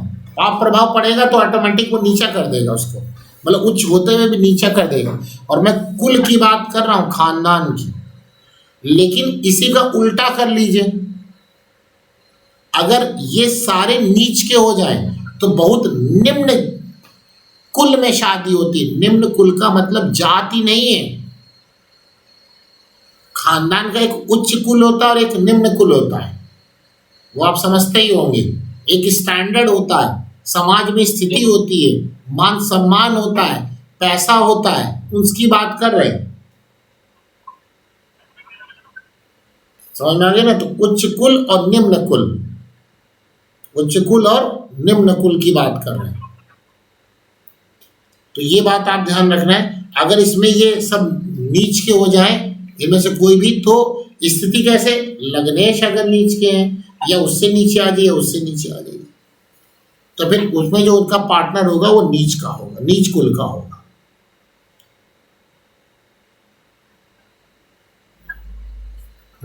अब बहुत लोग आपसे पूछने आते हैं कि हमारा पार्टनर देखने में कैसा होगा।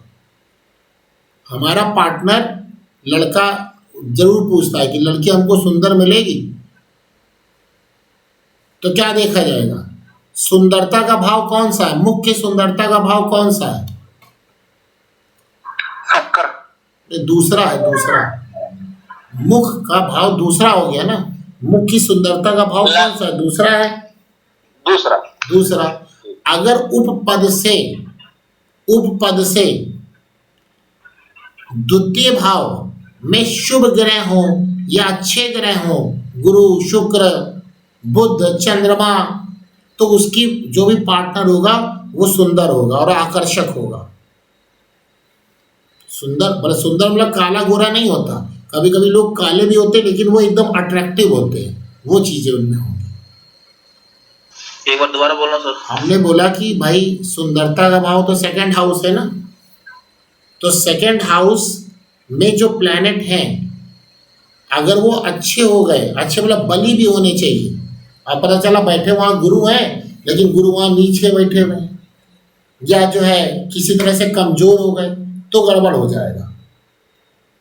वहाँ पर अच्छे ग्रह बैठ जाए और वो बली भी हो, तो ऐसे व्यक्ति की जो भी पार्टनर होगा वो सुंदर होगा, दिखने में अट्रैक्टिव होगा, दिखने में अट्रैक्टिव होगा। गुरु जी ये बली और उच्च नीच वाला जो है वो हर जगह लगाना है ना हमें? वो तो ज्योतिष का सबसे मूल सिद्धांत वही है, उसके बिना तो कुछ भी कहना मुश्किल है। ठीक है। अब देखिए यहाँ पे कुछ ग्रहों के बारे में मैं आपको बताता हूँ। ये बात उपपद लग्न के लिए भी है और उपपद में दूसरे भाव में बैठे ग्रह दूसरे भाव में भी है। यानी लिख सकते हैं आप उपपद या उसके द्वितीय स्थान में बैठे ग्रह, उपपद लग्न या उससे दूसरे भाव में बैठे ग्रह।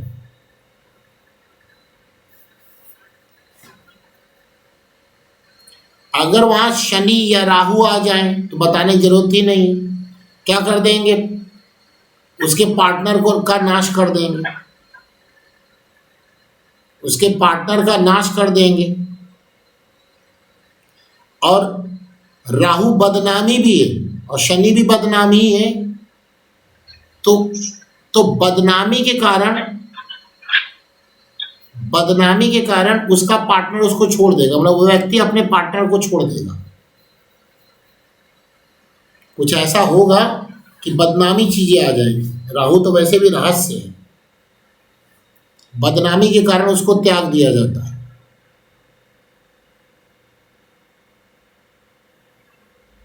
ठीक है। अगर उपपद लग्न में या द्वितीय भाव में केतु है तो उसके पार्टनर को ब्लड से रिलेटेड कोई समस्या होगी।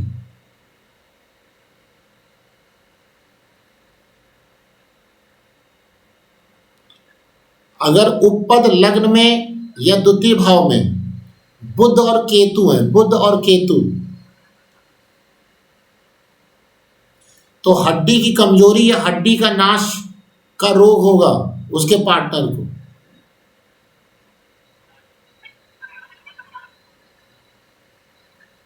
जी कौन कौन बुध और केतु।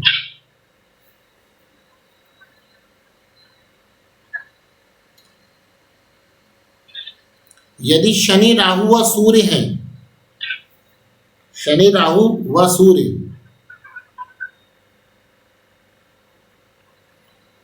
तो उसकी हड्डियां विकृत होंगी। मतलब कुछ लोग नहीं, ऐसे कुछ निकल जाता है, कूड़ा टाइप का कुछ निकल जाता है। पार्टनर की सर, पार्टनर शनि राहु और शनि राहु व सूर्य, बुध केतु का एक बार बताएंगे गुरुजी।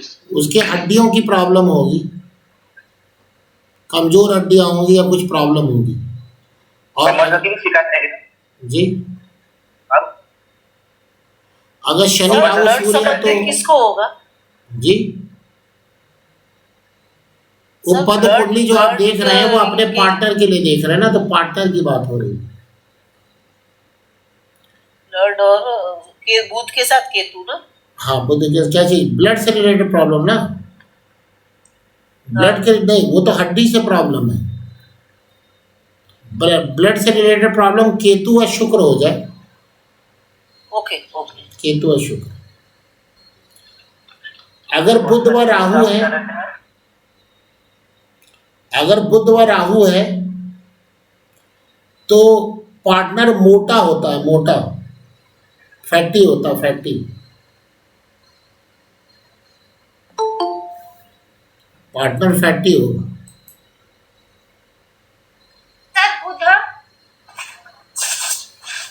बुध व राहु, लास्ट पॉइंट बुध व राहु है तो पार्टनर मोटा होता है। गुरुजी शनि राहु सूर्य के बारे में क्या बताए? शनि राहु या सूर्य हो जाए तो उस व्यक्ति मतलब पार्टनर की हड्डियां विकृत होंगी, कहीं कोई हड्डी निकली होगी, कहीं हाथ की, कहीं शरीर की, किसी भी की हड्डियां विकृत होंगी। ठीक है सर ये बुध राहु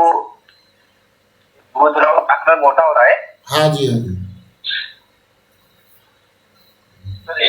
बोलने में भी थोड़ा सा ज्यादा ही रहेगा ना, तो बोलने में हाँ ज्यादा, बुध तो एक्चुअली वाणी है ना, ज्यादा बोल जाना, ये भी हो सकता है। राहु तो हाँ वो खराब बोल जाना। अगर हाँ अगर मंगल और शनि मिथुन या कन्या राशि में है, किसमें, लग्न में या दूसरे भाव में, दोनों जगह ये बात होगी। मंगल और शनि मिथुन या कन्या राशि में हो तो नाक का रोग होता है, नाक का रोग होता है।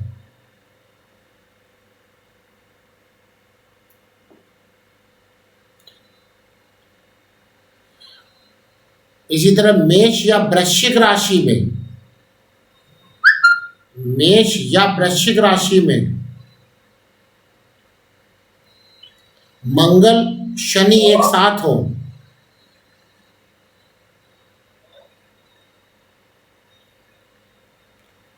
तो पार्टनर को साइनस की प्रॉब्लम, जुखाम, नाक की हड्डी का बढ़ना, साइनस, जुखाम, नाक की हड्डी का बढ़ना, ये सारे रोग होते हैं।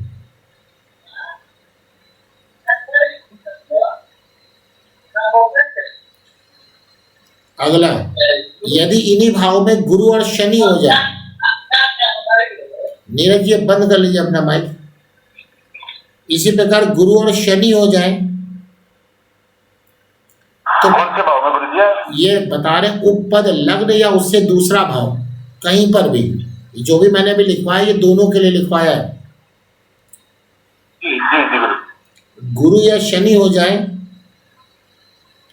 तो कान और शनि गुरु लग्न और दूसरे भाव में हो जाए। हाँ नहीं, लग्न उपपद लग्न में या उपपद के दूसरे भाव में गुरु और शनि, तो कान या आंख में विकार होता है।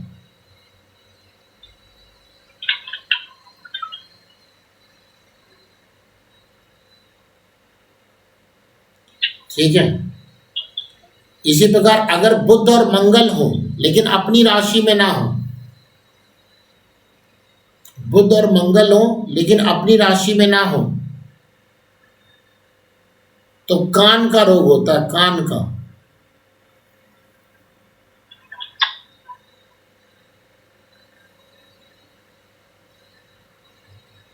राहु और बृहस्पति हो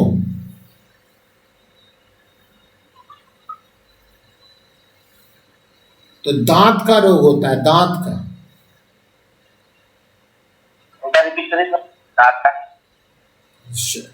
राहु और बृहस्पति तो दांत का रोग होता है। शनि राहु मकर या कुंभ राशि में अगर इन्हीं भाव में हो जाए,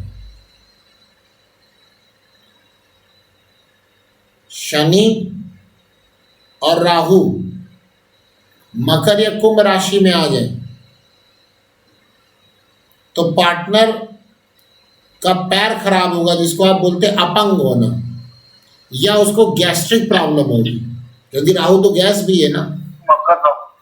मकर या कुंभ में शनि और राहु हो जाए इन्हीं भावों में तो उसको या तो पैर की प्रॉब्लम होगी, अपंग होगा, लंगड़ा जिसको बोल सकते हैं, या गैस्ट्रिक प्रॉब्लम होगी, या दोनों ही देखने को मिलेगी।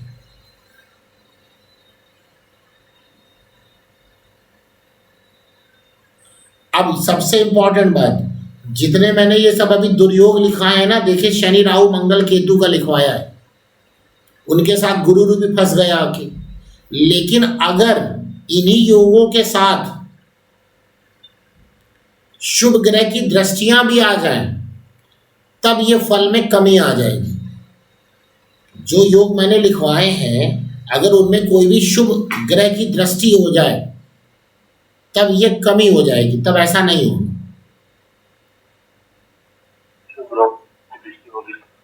तब ऐसा नहीं होगा। तो आप बता सकते हैं कि भाई आपका पार्टनर कैसा होगा, इससे बहुत कुछ क्लियर हो जाता है, इससे आप बहुत कुछ क्लियर कर सकते हैं। गुरुजी ये साथ में रहेंगे तब या फिर अलग अलग रहेंगे? नहीं, साथ में युति का फल बताया, और ये फल पूरी तरह से तभी होगा जितना इसमें अशुभ प्रभाव होता जाए, मतलब शुभ ग्रह की दृष्टि ना हो, अशुभ ग्रह की दृष्टि हो, और जो ग्रह वो कमजोर हो जाए तो उतना ही ज्यादा प्रभाव देखने को मिलेगा। और गुरु और केतु को साथ में तो बताया देता। गुरु केतु में क्या बताया था मैंने? गुरु केतु में शुक्र केतु बताया है। शुक्र केतु में तो ब्लड की प्रॉब्लम होगी ना, और गुरु और राहु में दांत की रोग प्रॉब्लम बताई थी ना हमने। केतु में गुरु केतु जो गुरु केतु में कुछ ऐसा नहीं, मोटापा वोटापा देखने को मिल सकता। राहु बृहस्पति में दांत की समस्या बताइए। हाँ, राहु बृहस्पति में दांत की समस्या। द्वितीय भाव में मंगल और गुरु की दृष्टि पड़ गई नवम। जी क्या क्या? द्वितीय भाव में मंगल गुरु की नवम दृष्टि पड़ रही है जी। हाँ, तो फिर बच गए, वरना मंगल होता तो ब्लड की रिलेटेड प्रॉब्लम हो सकती है, ब्लड से रिलेटेड प्रॉब्लम हो सकती है ना। और व्यक्ति क्या नीच के गुरु की दृष्टि पड़ रही है सर, दशम भाव। तो नीच के ग्रह की दृष्टि तो देख लीजिएगा, मंगल का बल कैसा, ब्लड से रिलेटेड प्रॉब्लम हो सकती है, पार्टनर को ब्लड से रिलेटेड प्रॉब्लम हो सकती है। ब्लड मतलब कोलेस्ट्रॉल लेवल बढ़ जाना, या ऐसे ही प्रॉब्लम हो जाना, या मतलब कि जैसे कि लेडीज़ की जो अपनी प्रॉब्लम है वो सब हो जाना, तो वो चीज़ वहाँ देखने को मिलेंगी आपको। तो ऐसा शादी हो गई तो ऐसा है क्या है आपके साथ? सर ध्यान नहीं करा गया तब देखेंगे। हाँ जरूर देखिएगा, आपको मिलेगा, समय के साथ मिलेगा ऐसा। गुरुजी किसी को ब्लड कैंसर हो, तो वो भी, उसको भी इसी में गिना जाएगा, केतु और शुक्र का युति में गिना जाएगा? नहीं, देखिए वहाँ पे ना कैंसर में एक्चुअली गुरु के साथ हम लोग राहु केतु को इन्वॉल्व करते हैं, और चूंकि ये बहुत लंबा, क्योंकि गुरु जीव कारक है, राहु केतु इन्फेक्शन है। दूसरी बात है कि लंबा चलने वाले रोग में शनि भी आ जाते हैं, तो गुरु राहु केतु के साथ शनि का योग बन जाए तो इन्फेक्शियस प्रॉब्लम बढ़ जाएगी, कैंसर की प्रॉब्लम आ सकती है। ठीक है गुरु जी, जो सेकेंड भाव है उसमें गुरु और केतु बैठे हुए हैं, और साथ में सूर्य राहु और शनि की दृष्टि है उस पे, तो सारे तो उसमें नेगेटिव आ गए। शनि की दृष्टि, राहु की प्रॉब्लम, केतु है ही है, और कौन से बैठे हुए हैं वहाँ पे? गुरु और केतु बैठे हुए हैं ना जी। हाँ, तो ऐसा व्यक्ति कर्मठ नहीं होगा, या वो बहुत शर्मीले किस्म का भी होगा, मतलब अपनी बात को कहने में हिचकिचाएगा। सर इसको ये समस्या है कि दूसरी समस्या आती रहती है सर। ये समस्याएं ये तो दूसरे भाव एक समस्या खत्म नहीं होती, उससे दूसरी समस्या चालू हो जाती है। बिल्कुल बिल्कुल, केतु काम ये समस्या तो देगा ही देगा ना, और कोई चीज निखरने नहीं देगा, हमेशा दबा के रखेगा चीज। परिवार में भी प्रॉब्लम रहेगी। ठीक है, त्वचा और अगर इन्फेक्शन है बुध तो आप किसमें गिनेंगे? बुध बुध बुध बुध के साथ देखिए इन्फेक्शन का, राहु और केतु का इन्फेक्शन होता है। बुध ले लीजिए, राहु केतु ले लीजिए। चंद्रमा है तो चेस्ट इन्फेक्शन, बुध है स्किन प्रॉब्लम, ब्लड है तो मंगल है तो ब्लड प्रॉब्लम, और ब्लड राहु के साथ मंगल राहु केतु आ जाए, ब्लड में इन्फेक्शन, लंबा चलने वाला रोग शनि, ऐसे निकालिए सब वहां पर। समझ में आ गया? जी गुरुजी, राहु केतु का कुछ उपाय बता दीजिए। क्या बताएं? गणपति की सेवा है, गणपति। देखिए राहु ससुराल है, अपने ससुराल की सेवा करिए। राहु ससुराल, अब पूरी देखिए उपाय ऐसे नहीं बताया जा सकता। उपाय जब तक पूरी कुंडली ना देखी जाए तब तक उपाय निकल के नहीं आता। वैसे बुध और शुक्र तीनों की दृष्टि हो द्वितीय भाव पे, तो किसकी सूर्य बुध शुक्र, तो देखिए उसमें से कॉम्बिनेशन मिला लीजिए। अब वहाँ सूर्य तो थोड़ा गड़बड़ करेंगे, बुध शुक्र तो ठीक है, लेकिन बल कितना है उनके पास, षड बल, काल बल, चेष्टा बल, वो सब भी देख लीजिए, तो उससे आपको और बातें समझ में आ जाएंगी।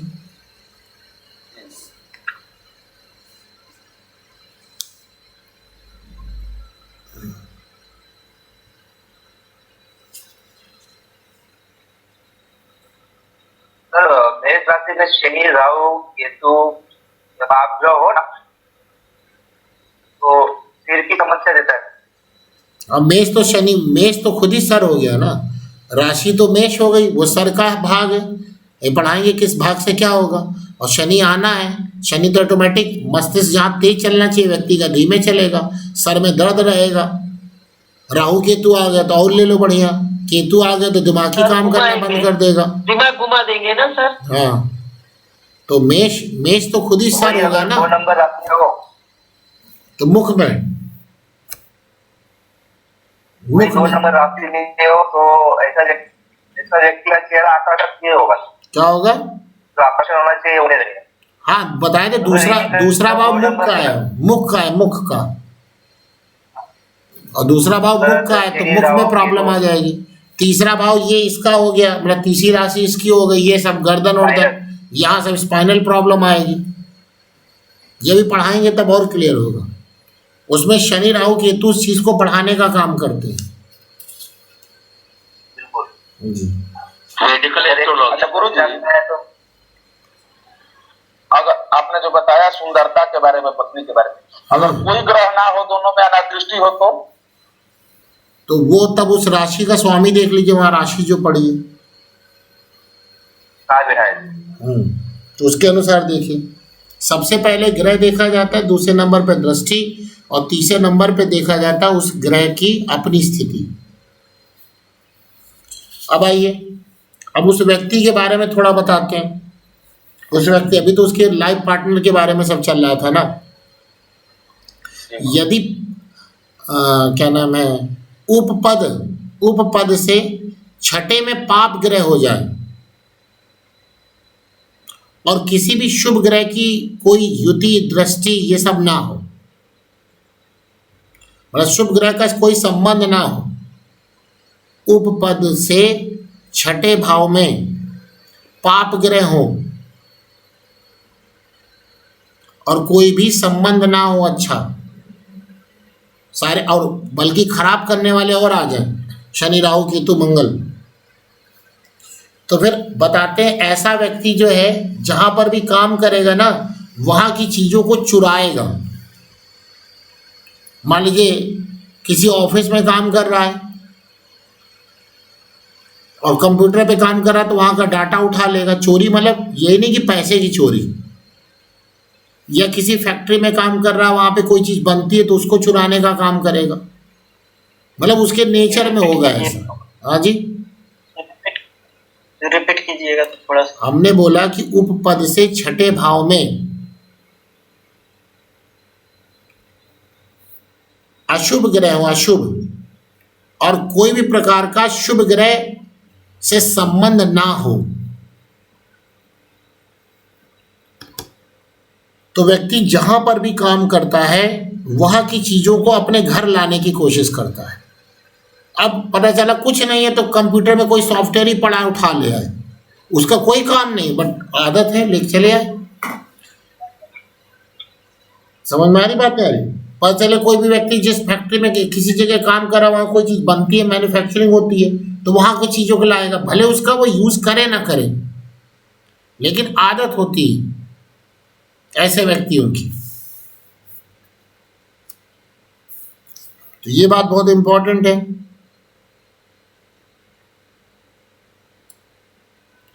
अगर उपपद से 7वें या 12वें भाव में,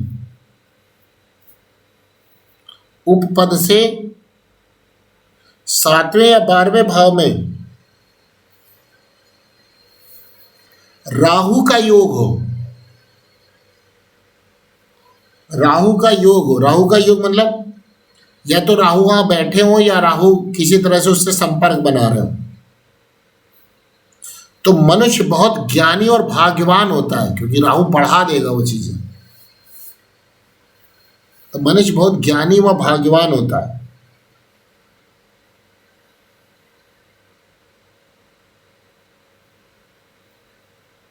इसी प्रकार उपपद की लग्न में बुध हो तब भी व्यक्ति की सामाजिक स्थिति अच्छी होती है। इसी प्रकार गुरुजी बुध हो वहां पर, वही उपपद के लग्न में, और बलवान होना चाहिए। ये सब जो मैं बता रहा हूं, पता चला बुध तो है लेकिन नीच का है या फिर षड्बल में खराब हुए पड़े हैं, तब की बात नहीं होगी, बलवान होने चाहिए। तो मनुष्य समाज में सम्मानित होता है। और अगर वहां पर बलवान बृहस्पति आ जाए उपपद के लग्न में, तो मनुष्य ज्ञानवान होगा, शास्त्रों को जानने वाला होगा और उसका ज्ञान बहुत ज्यादा होगा।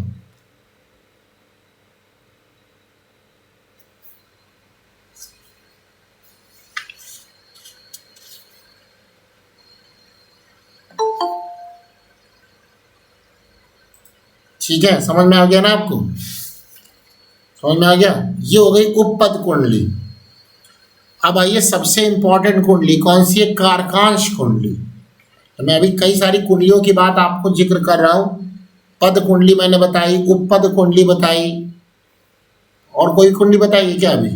नहीं, अभी सूर्य लग्न चंद्र लग्न वाली तो पहले बता दिया था मैंने।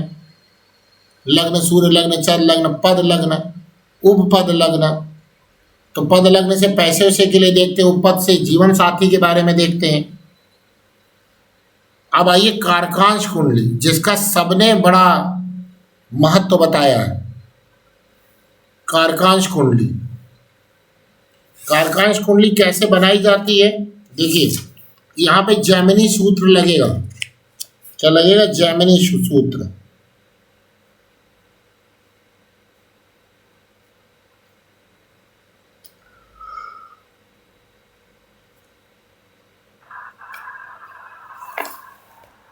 हाँ जी, बताएं कैसे बनाई जाएगी?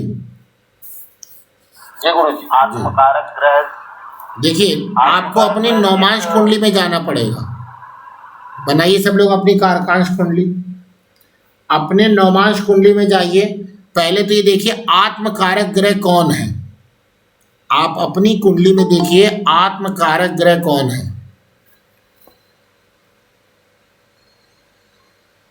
आत्मकारक ग्रह कौन है? मतलब कहीं भी देख लीजिए, जैमिनी कुंडली के आत्मकारक तो पता ही चल जाएगा ना चर कारक में।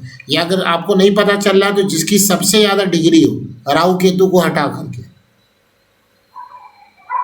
वो आत्मकारक हो जाएंगे। निकाल लिया सबने अपना अपना आत्मकारक निकाल लिया ना? देखेंगे पहले आत्मकारक निकाल लिया ना आपने? जी गुरु जी। ठीक है, अब आइए अब नवमांश कुंडली में देखिए वो आत्मकारक किस राशि में है। नवमांश कुंडली में देखेंगे वो आत्मकारक किस राशि में है। जी सब राशि में आ रहे हैं। नहीं, जिस राशि में है वही आपकी लग्न हो जाएगी, और नवमांश कुंडली में जो ग्रह है वही आपकी कुंडली बन गई। नवमांश कुंडली में जो वहां पर क्या है ग्रह हैं, वही आपकी कुंडली होगी यहाँ पर, और कोई कुंडली नहीं होगी। इसीलिए कारकांश कुंडली बहुत इंपॉर्टेंट हो जाती है कि नवमांश के हिसाब से वो काम करेगी। अब दोबारा बोलिए, दोबारा। जो भी आपके आत्मकारक ग्रह हैं वह नवमांश में जिस राशि में है, वह नवमांश में जिस राशि में है वही क्या कर लीजिए, उन्हीं को लग्न मान लीजिए। भाई आवाज बंद कर लीजिए अपनी। उन्हीं को लग्न मान लीजिए, और बाकी सारे ग्रह वैसे आप बैठा दीजिए। बाकी सारे आत्मकारक जो क्या कुंडली उसमें जिस राशि में बैठे हैं उन्हीं को लग्न बनाना है। नहीं, जैसे आत्मकारक ग्रह जैसे लग्न में जो है, नहीं लग्न नहीं, नवमांश कुंडली में जिस राशि में, देखिए एक एग्जांपल मैं दिखाता हूँ।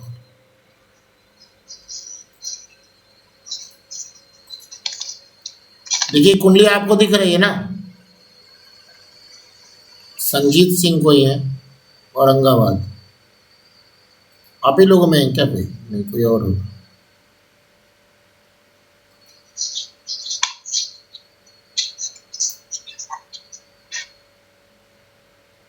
तो ब्लैक बोर्ड से इस्तेमाल कर लीजिए, आसानी रहती है।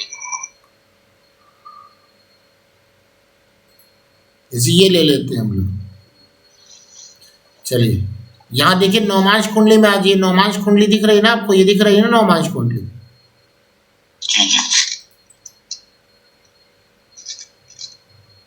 अब यहाँ पर आप देखिए कि इसका आत्मकारक ग्रह कौन है। जैमिनी में आ जाए कारक में, ये देखिए, तो आत्म कारक कौन हो गए? गुरु हो गए ना, गुरु। दिख रहा है आपको? हमारा कर्सर दिख रहा है ना आपको? जी गुरु जी दिख रहा है। जी, तो गुरु नौमांश कुंडली में देखिए वृश्चिक राशि में बैठे हुए हैं ना। नौमांश कुंडली में गुरु वृश्चिक राशि में दिख रहे हैं कि नहीं दिख रहा है? जी गुरु जी दिख रहे हैं। जी, बस यही वृश्चिक लग्न इसकी बना लीजिए और नौमांश कुंडली में जो भी ग्रह जिस राशि में हो उस राशि में दिखा दीजिए, हो गई कारकांश कुंडली, हो गई। यानी फिर से सुन लीजिए, जो भी आत्मकारक ग्रह हैं यहाँ पे गुरु हो गए, गुरु नौमांश कुंडली में वृश्चिक में है, तो वृश्चिक राशि को लग्न बना लीजिए और नौमांश कुंडली में जो भी ग्रह जहां जिस राशि में है वही बैठा लीजिए। सर मेरा एक क्वेश्चन है जी कि मेरे शुक्र आत्मकारक है जी, और नवमांश में लग्न में वही बैठे हैं, 5वीं राशि है मेरी, तो नवमांश और मेरा कारकांश एक ही हो जाएगा सर? जी जी, आपका एक ही होगा। आपका मतलब अगर 5वीं राशि मतलब सिंह राशि में शुक्र बैठे हैं ना। जी सर, जी सर। हाँ, और वहीं पे बैठे हुए हैं तो वही आपका नौमांश और कारकांश एक ही होगा। और वही मेरे आत्मकारक भी है शुक्र। अच्छा ठीक, तो शुक्र आत्मकारक है तो वही बैठे भी हुए हैं तो वही आपका कारकांश हो जाएगा। ठीक है सर। इस कुंडली में गुरु जी ये जो सूर्य लग्न में आ जाएंगे, जी जो राहु है वो द्वितीय भाव में आ जाएंगे ना? हाँ, पक्की बात है। एक्चुअली ये 8 नंबर को आप उठा के लग्न में लगा दीजिए, बाकी जो नौमांश कुंडली होगी वही कुंडली बन गई कारकांश। ठीक है, सबको समझ में आ गया ना कारकांश कुंडली? सर जी गुरु जी। सर एग्जाम्पल में मेरा आत्मकारक सूर्य 29 डिग्री का है, तो आत्मकारक हुआ है ग्रह, और नहीं, ये तो देखना पड़ेगा कि उससे ज्यादा कोई डिग्री किसी की ना हो। हाँ बस वही है सर। हाँ, तो फिर वही मेरा होगा। नहीं आ रहा है गुरु जी, नवमांश कुंडली और कारकांश एक ही आ रहा है। तो मेरा हाँ, ये आ सकता है। आत्मकारक हुआ जी, मीन में, तो ये नवांश कुंडली में मीन में है। मीन में, तो मीन राशि आपके लग्न बना दीजिए, बाकी जो भी नौमांश कुंडली है में ग्रह है उसको वैसे ही रख दीजिए राशि में, ओके सर, ओके सर। तो नौमांश हो जाएगा। गुरु जी मेरी नवमांश कुंडली ही कारकांश कुंडली बन रही है। ठीक है, कोई बात नहीं, हो जाती है कभी कभार। बनाना कैसे सबको समझ में आ गया ना कारकांश कुंडली? कारकांश कुंडली के बारे में पराशर ने भी बताया है और जैमिनी ने भी बताया है। पराशर ने भी बताया और जैमिनी ने भी बताया है। किसके बारे में? कारकांश में। कुछ तो ऐसे सब्जेक्ट हैं जो कि जैमिनी में भी वही चलते हैं और इसमें पराशर में भी वही चलते हैं। जैसे उपपद के और पद के बारे में जैमिनी ज्योतिष भी यही बात कहती है और पराशरी ज्योतिष भी यही कहती है। जैमिनी ज्योतिष और पराशरी ज्योतिष बहुत एक दूसरे को कोलिंग करती है, आपस में बहुत जुड़ती है, बस अंतर आ जाता है कारक का। पराशरी ज्योतिष में कारक फिक्स है, जबकि जैमिनी ज्योतिष में कारक फिक्स नहीं, वो कुंडली के अनुसार बदल जाता है, लेकिन दोनों में एक ही बात आती है। तो कारकांश कुंडली आपने बना ली होगी। जी गुरु जी। जी, सबसे लगा देना। जी,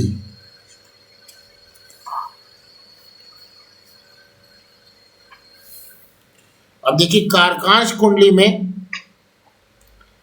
जो आत्मकारक के साथ उस कारकांश का लग्नेश भी अगर आ जाए, जैसे अभी किसी ने कहा था कि हमारे मीन राशि बन रही है कारकांश कुंडली, तो कौन थे वो आत्मकारक कौन थे जिसकी मीन राशि बन रही थी?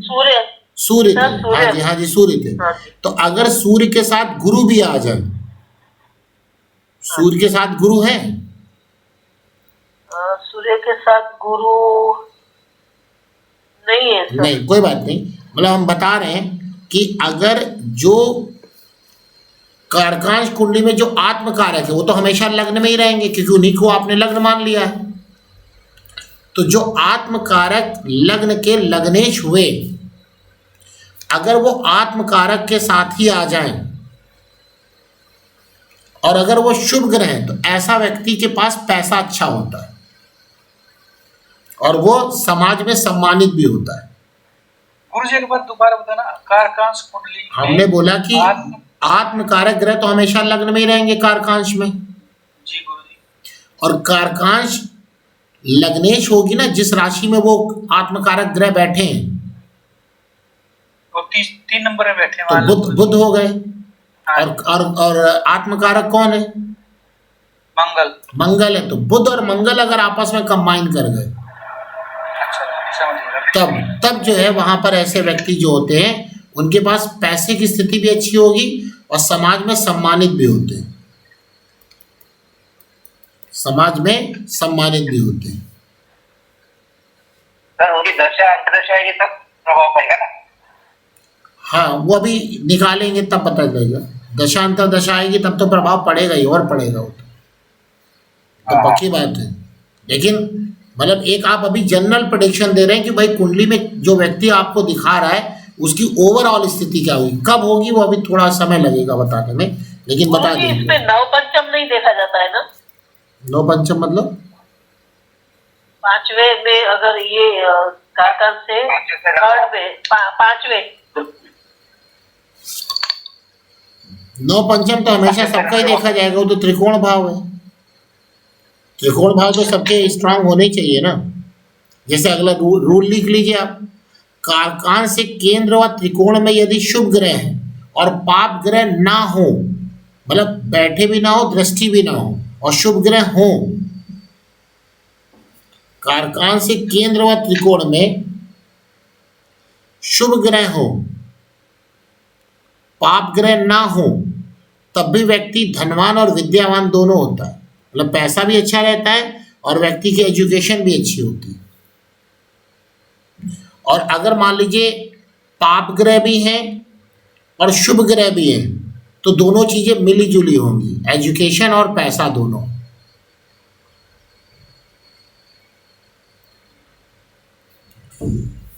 दोनों वहां पर मिला जुला होगा।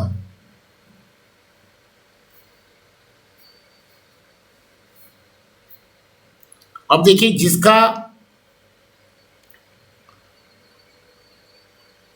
कारकांश लग्न में कौन सा ग्रह आत्मकारक है, तो कारकांश लग्न में पहला आ जाइए सूर्य, अर्थात सूर्य स्वयं आत्मकारक हो जाए। कारकांश लग्न में सूर्य हो, सूर्य इसका मतलब आत्मकारक हो जाए, या आत्मकारक के साथ बैठे हो सूर्य। मान लीजिए आपके आत्मकारक नहीं लेकिन आत्मकारक के साथ क्या है, सूर्य लग्न में बैठे हो, सूर्य लग्न में बैठे हो।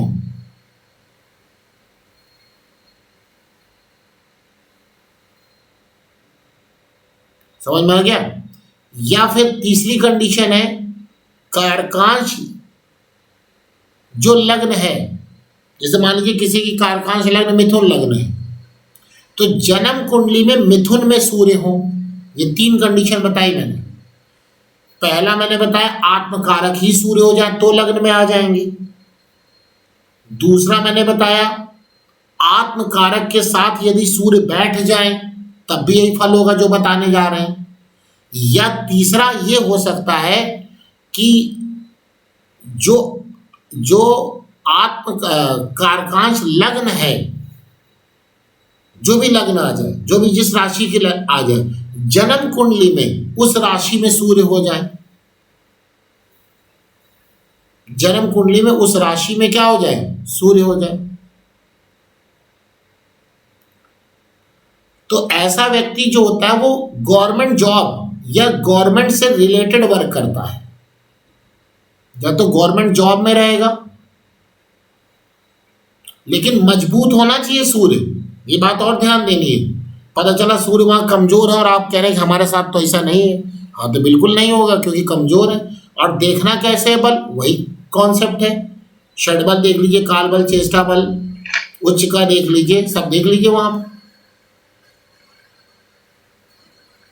तो ऐसा व्यक्ति गवर्नमेंट जॉब में हो सकता है या गवर्नमेंट से रिलेटेड कोई कार्य करेगा, या गवर्नमेंट का कॉन्ट्रैक्ट उठाएगा, या कुछ भी होगा। मतलब गवर्नमेंट से उसका लेना देना जरूर होगा। और जो है मतलब जो भी होगा, अगर सूर्य वहां बलवान होते जा रहे हैं तो व्यक्ति जो है ऊंचाई, अच्छी पोस्ट पर होगा। अच्छी पोस्ट पर होगा। और केवल बलवान होने पर नहीं था, हाँ जी। वगैरह होने पर नहीं देगा जी, केवल बलवान या उच्च का होने पर ही ऐसा फल देगा, नीच होने पर नहीं देगा। नहीं, तब तो गड़बड़। तब हो सकता है वहां से समस्या भी दे दे। ये बढ़िया आपने पूछ लिया। अगर वो सब कमजोर हो रहा है ना, तो वहां से समस्या भी आ सकती है। बलवान अगर बल है उसके पास, तब तो वहां से फायदा देगा, और अगर बल नहीं है तो वहां से समस्या भी दे सकता है। ये भी ध्यान रखिए। इन्हीं से रिलेटेड समस्या भी दे देगा, गवर्नमेंट से रिलेटेड। जी, समस्या भी दे सकता है,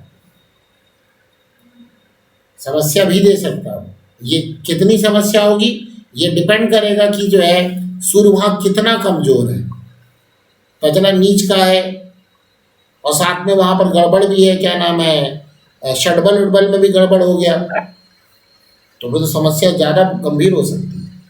और अगर हम बताएंगे वो बलवान के गुण बताएंगे, कमजोर में इसका उल्टा कर लीजिएगा, मतलब जो बताएंगे यहाँ से फायदा मिलेगा, कमजोर में वहाँ से नुकसान मिलेगा उसका। कमजोर में वहां से क्या होगा, नुकसान मिलेगा। लगन कुंडली में गुरुजी सूर्य, लगन कुंडली मेरे गुरुजी सूर्य है धनु लग्न में। यहाँ जाकर मजबूत हो रहा है तब। सूर्य है धनु लग्न में। नहीं, सूर्य कहीं भी हो, हमें उससे मतलब नहीं है। हमने जो आपको 3 कंडीशन बताई, वो 3 कंडीशन में कोई कंडीशन लग रही कि नहीं लग रही? जी गुरुजी, पहली कंडीशन ही लग रही है। कालकांश में सूर्य आत्मकारक है और वो लग्न में ही बैठे हैं। और सूर्य मजबूत है कि कैसे? षडबल में क्या स्थिति है? धनु लग्न में। हाँ, गुरुजी देखा नहीं है। तो वही तो सबसे इम्पोर्टेंट है। जो सबसे इम्पोर्टेंट होता है वो आप लोग देखते ही नहीं। षडबल, कालबल, ऐनबल पहले तो वहीं से डिसाइड करिए ना, वही तो सबसे ज्यादा जरूरी है देखना। अगर वहां मजबूत हो रहे हैं, कालकांश कुंडली तो निकल आई है, उसमें एस्ट्रोसाइज में भी देखा है, वही रहेगी। जो मैंने सिद्धांत बताया आप लगा के देख लो, वही आ रही तो वही रहेगी। अभी जैसे किसी ने बताया था कि जब मैं उपपद कुंडली बता रहा था तो किसी सॉफ्टवेयर में उसका उल्टा दिखा रहा था। बनाना तो बहुत मैंने आसान ही कहा था जी। मैंने कहा था गुरुजी, मेरे आत्मा का उपपद में कुंभ दिखा रहा था और आपने बताया उसके अनुसार मेरा वृश्चिक आ रहा था। हाँ, तो गड़बड़ है ना फिर इसका मतलब। जो मैंने आपको नियम बताया, कैलकुलेशन इतनी आप खुद कर लीजिए। बिठाया है जी क्या? एस्ट्रोसेल को लग्न के हिसाब से बिठाया है गुरुजी, कारकांश कुंडली। नहीं, गलत है, तब तो फिर कॉन्सेप्ट ही गलत है। जो कारकांश कुंडली, कारकांश का मतलब क्या होता है? कार्य का नवांश, आत्म का नवांश, इसको इसीलिए आत्म नवांश भी कहते हैं। या कांश जो वर्ड आ रहा है ना, कांश, कांश नवांश से लेना देना है। यही सब सॉफ्टवेयर में ये सब प्रॉब्लम होती है, इसीलिए ये सब कुंडलियां तो खुद ही निकाल लीजिए। गुरुजी जरा उपपद का बोलिए ना प्लीज, कुंडली का फिर से बताएं पूरा। आपने जब बताया तब मैं नहीं थी, खाली बता तो अभी इसकी रिकॉर्डिंग जाएगी तो सुन लीजिएगा, पूरा तो बताएंगे तो पूरी क्लास तो फिर आगे क्या बताएं। पूरा नहीं, कुंडली का क्या कारकांश कैसे बताया कि आत्मकारक का जो नवांश में जो रहेगा, बस उतना ही बताएंगे तो भी मैं समझ। नोट भेजिएगा ना फिर। जो 12वें भाव का पद होगा, जैसे आपने आरूढ़ कुंडली बनाई थी ना, वैसे ही वहां पर होगा। हाँ। वैसे ही वहां पर 12वें से देख लीजिए बस। ओके बस वही वैसे। पूछना। हाँ जी, हाँ जी। तो ये बात समझ में आ गई। सूर्य होगा तो व्यक्ति को गवर्नमेंट से प्रॉफिट होगा, लेकिन मैं फिर बोल रहा हूँ कि सूर्य मजबूत होना चाहिए। मजबूत का मतलब क्या हुआ? मजबूत का मतलब हुआ कि वो षडबल, कालबल, चेष्टा बल, इन सब में मजबूत होना चाहिए, उच्च का होना चाहिए, अपनी राशि में हो, ये सब मजबूती बढ़ाएंगे तो वहां से उसको फायदा मिलेगा। लेकिन अगर वहां पे खराब हो रहा है, जन्म कुंडली में मेरा वही जगह पे है, लेकिन जन्म में नौमांश कुंडली की बात हो रही, कारकांश की। जन्म कुंडली से कोई मतलब हाँ सर, नहीं सूर्य जन्म कुंडली में भी वही जगह पे है, 11th में। तो वहां पर आप देख लीजिए, षडबल, कालबल, सब देख लीजिए। अगर वहां से अच्छा है तो अच्छा होगा, तो जो मैं बता रहा हूँ उसको वहां से लाभ होगा, वरना वहां से नुकसान होगा। और जो बॉस होते हैं ऑफिस में, उसका ये करीबी आदमी होगा, जिसका आत्मकारक ग्रह के साथ सूर्य हो या आत्मकारक सूर्य हो या आत्मकारक का जो जो कारकांश का जो लग्न है वह राशि जन्म कुंडली में वहां पे सूर्य हो, तो ये स्थिति आ जाती है। चंद्रमा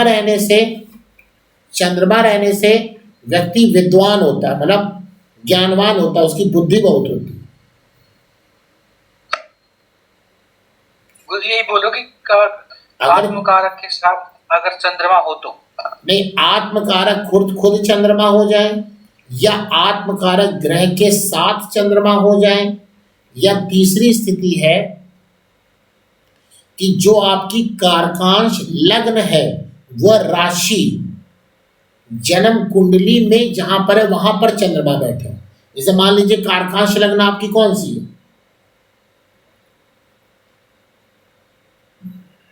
मीन लगन की। मान लीजिए मीन लग्न की है, तो अब जन्म कुंडली में जाके देखिए मीन राशि में चंद्रमा है या नहीं, तो हम ये बात, ये तीन चीजें आपको ध्यान देनी है। मेरे तो है गुरु जी। नहीं, हम ये बात नहीं कह रहे कि मीन राशि में है, आप बात भाई समझा करिए। मैं एक एग्जाम्पल दे रहा हूं, इन तीन जगह में से किसी एक जगह अप्लाई हो जाए, या तो आत्मकारक ग्रह के साथ चंद्रमा आ जाए, या चंद्रमा ही आत्मकारक हो जाए, या कारकांश कुंडली में लग्न में जो राशि पड़ी है जन्म कुंडली में उस राशि में चंद्रमा हो जाए। ठीक है ना? वो तो एग्जाम्पल लिया मीन राशि का, तो उसका मतलब थोड़ी ना कि वही सब हो जाएगा। तो ऐसा व्यक्ति क्या होता है कि जहां पे भी वो काम करेगा वो उसको विद्वान की श्रेणी में रखा जाएगा, मतलब लोग मानेंगे कि इसके बुद्धि बहुत ज्यादा है। और अगर शुक्र उसको देख ले, इस चंद्रमा को देख ले शुक्र, तब तो फिर वो उच्च गुण आ जाएंगे, मतलब वो वाकई विद्वान होगा अगर शुक्र की दृष्टि आ जाए उस पर, तो उसको हम लोग बोलते हैं विशेष विद्वान होगा। जैसे इसरो के जो ये सब चीफ होते हैं ना, चीफ इसरो के, ये सब हो गए विद्वानों की श्रेणी में आते हैं।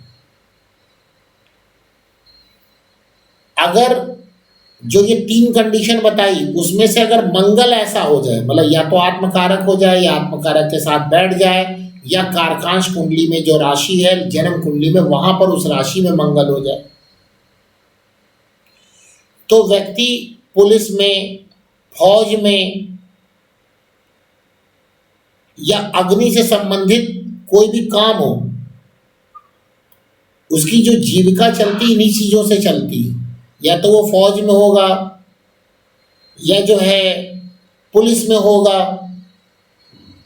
या जहां पे आग का काम हो रहा हो, जहां पे, और जैसे ये है क्या नाम है, ऑर्डिनेंस फैक्ट्री है, जहां पे ये गन उन बनाई जाती, जहां में आर्मर प्लेट यानी कि जो वेपन्स बनाए जाते हों, वेपन्स हथियार बनाए जाते हों, या जैसे ईंट भट्ठे का काम, बेकरी का काम, जहां पे आग का प्रयोग हो, कांच उद्योग, ग्लास इंडस्ट्री नहीं होती कांच, वहां पे भी तो आग यूज होता है, चूना भट्टी, जो हथियार निर्माण करती है फैक्ट्रियां सरकारी है ना, जैसे वो COD हो गई या गन फैक्ट्री हो गई जो गवर्नमेंट के अंडर में आती है।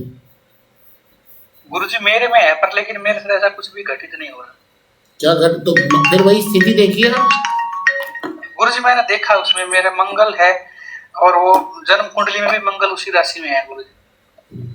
नहीं, एक मिनट, जैसे कि आत्मकारक ग्रह कौन है आपके? मंगल है गुरुजी। मंगल है, तो कारकांश में आ गए ना। हाँ जी। अब देखिए मंगल का षडबल देखिए क्या है, षडबली है नहीं है? जी देख रहा हूँ गुरुजी। जी, कालबल षडबल ये सब बताइए। गुरुजी मंगल का षडबल 440 है गुरुजी। होना कितना चाहिए?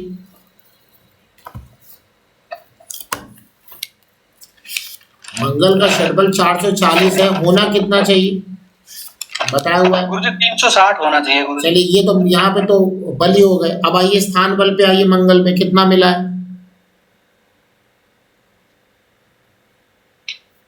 गुरुजी इस सॉफ्टवेयर में स्थान बल नहीं दे रखा गुरुजी। अच्छा, तो स्थान बल 96 से नीचे है तो गड़बड़ हो जाएगा। दिग्बल देख लीजिए। गुरुजी 189 है, 189। क्या चीज? स्थान बल। अच्छा, और दिग्बल?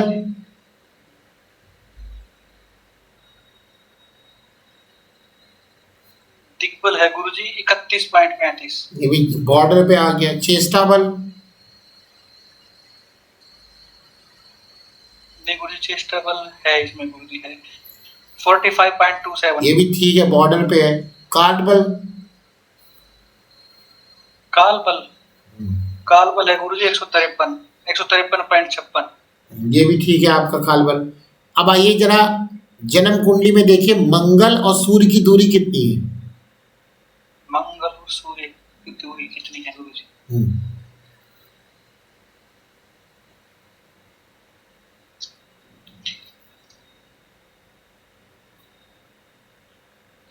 पांच घर की दूरी है गुरुजी। ये भी ठीक ही है। और मेरे जन्म कुंडली में सूर्य जो है 3रे भाव में है गुरुजी, और मंगल है 7म भाव में गुरुजी। हाँ तो ठीक है, यहाँ तो सही है आपका। अब पर गुरुजी मेरे इसमें गुरुदेव साथ में बैठे हैं गुरुजी। कहाँ पे? जो मिथुन लगन में मिथुन का कारक लगन बन गया ना गुरुजी, कारकांश कुंडली मिथुन लगन की बन गई, तो वहां पे आत्म कारक ग्रह के साथ गुरु बैठे हैं गुरुजी। आत्मकारक मंगल है, वहां गुरु बैठ गए ना। अब जरा मंगल के साथ में बैठे हैं गुरुजी। ठीक, कोई बात नहीं। अब जरा गुरु का बल देखिए, वहां पर कितना काल बल, वो देखिए गुरु का बल कितना आ रहा है। गुरु का षडबल देखना है। हाँ, षडबल देख लीजिए केवल बस। 500 है गुरुजी। वो देखिए, वो ज्यादा है ना, वो ज्यादा है ना जी। तो अभी बताते हैं, लास्ट फार्मूला है, जब ठीक है। आत्मकारक के साथ 2 या 3 ग्रह बैठ जाएं तो उसका व्यक्ति को फल मिलेगा जो सबसे ज्यादा ताकतवर होगा। और जरा जन्म कुंडली में गुरु और सूर्य की दूरी देखिए कितनी है।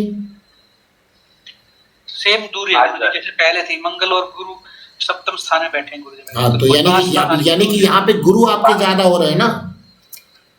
तो जो गुरु होगा तो ऐसा व्यक्ति ज्ञानवान होता है, बुद्धिमान होता है, और क्या नाम है, गुरु से संबंधित कार्य करने वाला होता है। जो गुरु का काम क्या है? शिक्षा देना, धन का काम करना। धन का काम मतलब क्या हो गया? कहीं पे या तो फिर आप जो है मतलब धन से रिलेटेड कहीं काम करेंगे, या धन जहाँ यानी बैंक में काम करेंगे, या जो कहीं पे भी ये चीजें होंगी गुरु से संबंधित आप काम करेंगे। तो है ऐसा कि नहीं? गुरुजी मैं बैंक में तो काम करता हूँ, मैंने आपको बताया था बैंक में तो काम कर रहा हूँ, पर गुरु मेरे ज्ञाति कारक भी है गुरु। उससे अब बताया तो ज्ञाति कारक का काम तो पक्की बात आदमी करता है। वो तो ज्ञाति कारक बुराइयों को तो जल्दी लेता है ना। मेरा भी गुरु जैसा ही है, ज्ञाति कारक गुरु है और गुरु की संबंधित धन का काम नहीं करता हूँ भाई। धन का काम का मतलब हुआ कि जहाँ पे गुरु अभी जब लिखवाएंगे गुरु का व्यवसाय, तो देखिए जब गुरु का व्यवसाय भी जब पढ़ेंगे हम लोग, तो गुरु का व्यवसाय में सबसे चीज इंपॉर्टेंट यही बताया जाता है, व्यक्ति बैंक में काम करे, व्यक्ति टीचर हो। देखिए सुन लीजिए, अभी पढ़ाना है ये सब गुरु के काम में। आप देखिए, और ये देखा कैसे जाएगा आपने, प्रशासनिक अधिकारी हो, धर्म गुरु हो, पंडित हो, ज्योतिषी हो, फाइनेंस का काम करने वाला हो, विश्वास वाली बात करे, मतलब आपसे कोई बात करता होगा तो उसको बड़ा विश्वास होता है, भैया आपने कह दिया अब मेरा काम हो जाएगा, ठीक है ना। जहाँ विश्वास है वहाँ गुरु होता है। बैंक से संबंधित कार्य करे, बैंकर हो, जौहरी हो, टीचर हो, बिना सिले हुए कपड़े का व्यापार करना, धागे का काम करना, एजुकेशन का काम करना, स्कूल खोलना, ये सब गुरु का काम आता है। इन्हीं से संबंधित आपका काम है कि कुछ और है? गुरुजी मैं बैंक में काम करता हूँ, लेकिन मैं कंप्यूटर काम करता हूँ। कुछ भी करें आप, बैंक में आप काम कर रहे हैं तो आपका गुरु यहाँ पे काम कर रहा है। अब देखिए, चलिए देखिए एक मिनट रुकिए। अब गुरु और कंप्यूटर मतलब क्या हो गया? टेक्निकल मंगल हो गए जी। तो आ गया ना। देखिए दोनों चीजें आ गई, नहीं मैच नहीं करेंगे। अब ये लास्ट में फार्मूला बताते कि जब आत्मकारक ग्रह के साथ कई ग्रह बैठ जाते हैं तो उस व्यक्ति को उसका फल ज्यादा मिलता है जो ग्रह ज्यादा मजबूत होता है। तो आपका मंगल और गुरु में ज्यादा मजबूत कौन है? गुरु है। अभी आपने षटबल उसका 500 कुछ बताया ना जी। और मंगल का शायद कितना बताया, 400 समथिंग कुछ बताया। मंगल का 440 हाँ, और गुरु का आपने बताया 500 के आसपास बताया। तो आप देख लीजिए, खुद ही समझ में आ गया आपको। ये भी लास्ट फार्मूला ये पराशर की किताब में लिखा हुआ है फार्मूला। समझ में आ गई बात, नहीं आ गई आपको? और मंगल तो टेक्निकल के कारक हैं ही है, तो आप गुरु के घर में बैठ के मंगल का काम कर रहे हैं, दोनों को मिला लिया आपने, बढ़िया कर रहे हैं। ठीक है, समझ में आ गया गुरु जी? जी गुरु जी, थैंक यू गुरु जी। गुरु जी, हाँ बोले भाई। ये मेरा चेष्टा बल जो है वो सारे जितने भी ग्रह हैं सब में कम है। तो चेष्टा करिए, कोई बात नहीं। सारे ग्रह में बहुत कम है। चेष्टा बल तो देखिए व्यक्ति को ना परिश्रमी बनाता है, तो वरना व्यक्ति के अंदर आलस ज्यादा रहता है। अगर हर ग्रह का, वो तो डिपेंड करता है चलने वाली दशा अंतर्दशा पे, जिस ग्रह का चेष्टा बल ज्यादा होता है व्यक्ति ना अपने काम को करने की चेष्टा करता है, ये इनके प्रकार ने अपना काम करना है, ये चीजें तब आपके अंदर कमी पाई जाती होंगी। और क्या, ठीक है, वही का गुरु जी आज जो बस और कुछ चेष्टा बल का काम और कुछ नहीं है, काम करने की चेष्टा देना। सबसे इंपॉर्टेंट इसमें जो होता है वो होता है आपका षडबल, और उसके बाद स्थान बल होता है। दो चीजें बहुत इंपॉर्टेंट होती है, और सूर्य से दूरी होती है। ग्रह जितने सूर्य से दूर होते चले जाएंगे उतने मजबूत होते चले जाएंगे। सूर्य का स्थान बल और षट बल दोनों कम है गुरु जी। नहीं, सूर्य की बात नहीं कर रहे हैं हम, ये बात कर रहे हैं कोई भी ग्रह की बात कर रहे हैं। किसी भी ग्रह में षडबल सबसे इंपॉर्टेंट होता है, उसके बाद स्थान बल इंपॉर्टेंट होता है, और जन्म कुंडली में वह ग्रह सूर्य से दूर रहे, ये बात कह रहे हैं। इतने चीजों से अनुमान लगाया जा सकता है, और नीच ऊंच के ना हो। ठीक है, तो मंगल का काम आप लोग समझ गए क्या होता है। मंगल का काम क्या है, जितने भी क्या नाम है, भट्टी का यानी हथियार का काम हो गया, आग का काम हो गया, और केमिकल्स का काम हो गया। केमिकल्स का काम, जितनी भी टेक्निकल बातें हैं, टेक्निकल बातें, जैसे अभी बता रहे थे कि उनका जो है मंगल कंप्यूटर का काम करते, तो टेक्निकल हो गया। तो टेक्निकल का काम हो गया। औषधियाँ यानी मेडिसिन भी इसी के अंदर आ गया। सर्जरी भी इसी के अंदर आ गई। सर्जरी यानी अगर व्यक्ति के अंदर डॉक्टर है तो वो सर्जरी डिपार्टमेंट में काम करेगा, या डॉक्टर नहीं है तो उसका अगर डॉक्टर हॉस्पिटल में जॉब है तो वो ओपीडी में काम नहीं करेगा, ओटी में काम करेगा, ऑपरेशन थिएटर में काम करेगा। ये चीज आती है। तो मंगल के साथ या तो आग से संबंधित काम होगा, या हथियार से संबंधित कार्य होगा, या टेक्निकल से संबंधित काम होगा, या केमिकल से संबंधित काम होगा। समझ में आ गया? मंगल के साथ रूल आपको समझ में आ गया ना? जी गुरु जी। जी, चलिए नेक्स्ट करेंगे, बाकी के नेक्स्ट क्लास में करेंगे। बस आज की क्लास इतना ही, ठीक है? तो सभी को जय श्री गुरु जी। जी, एक मिनट, वो बोल रहे थे कि जैसे आपने बताया तो हमारे लग्न में जिस चंद्रमा और मंगल दोनों साथ में, अब देखिए वहां पे चंद्रमा और मंगल का षडबल किसका ज्यादा है? इसमें चंद्रमा का ज्यादा है। कितना है चंद्रमा का? अब देखो निकाल लेना दीजिए। चंद्रमा का षडबल है 570। ठीक है, और मंगल का कितना है? 336। तो मंगल तो इतना कमजोर हुआ ना, चंद्रमा हुआ इंपॉर्टेंट ना। ठीक है, अब जरा लग्न, जन्म लग्न में चंद्रमा की दूरी बताइए सूर्य से कितनी है? 8वां घर में है। 8 घर में। तो सूर्य कहाँ पर है? सूर्य हमारे है 5वें भाव में।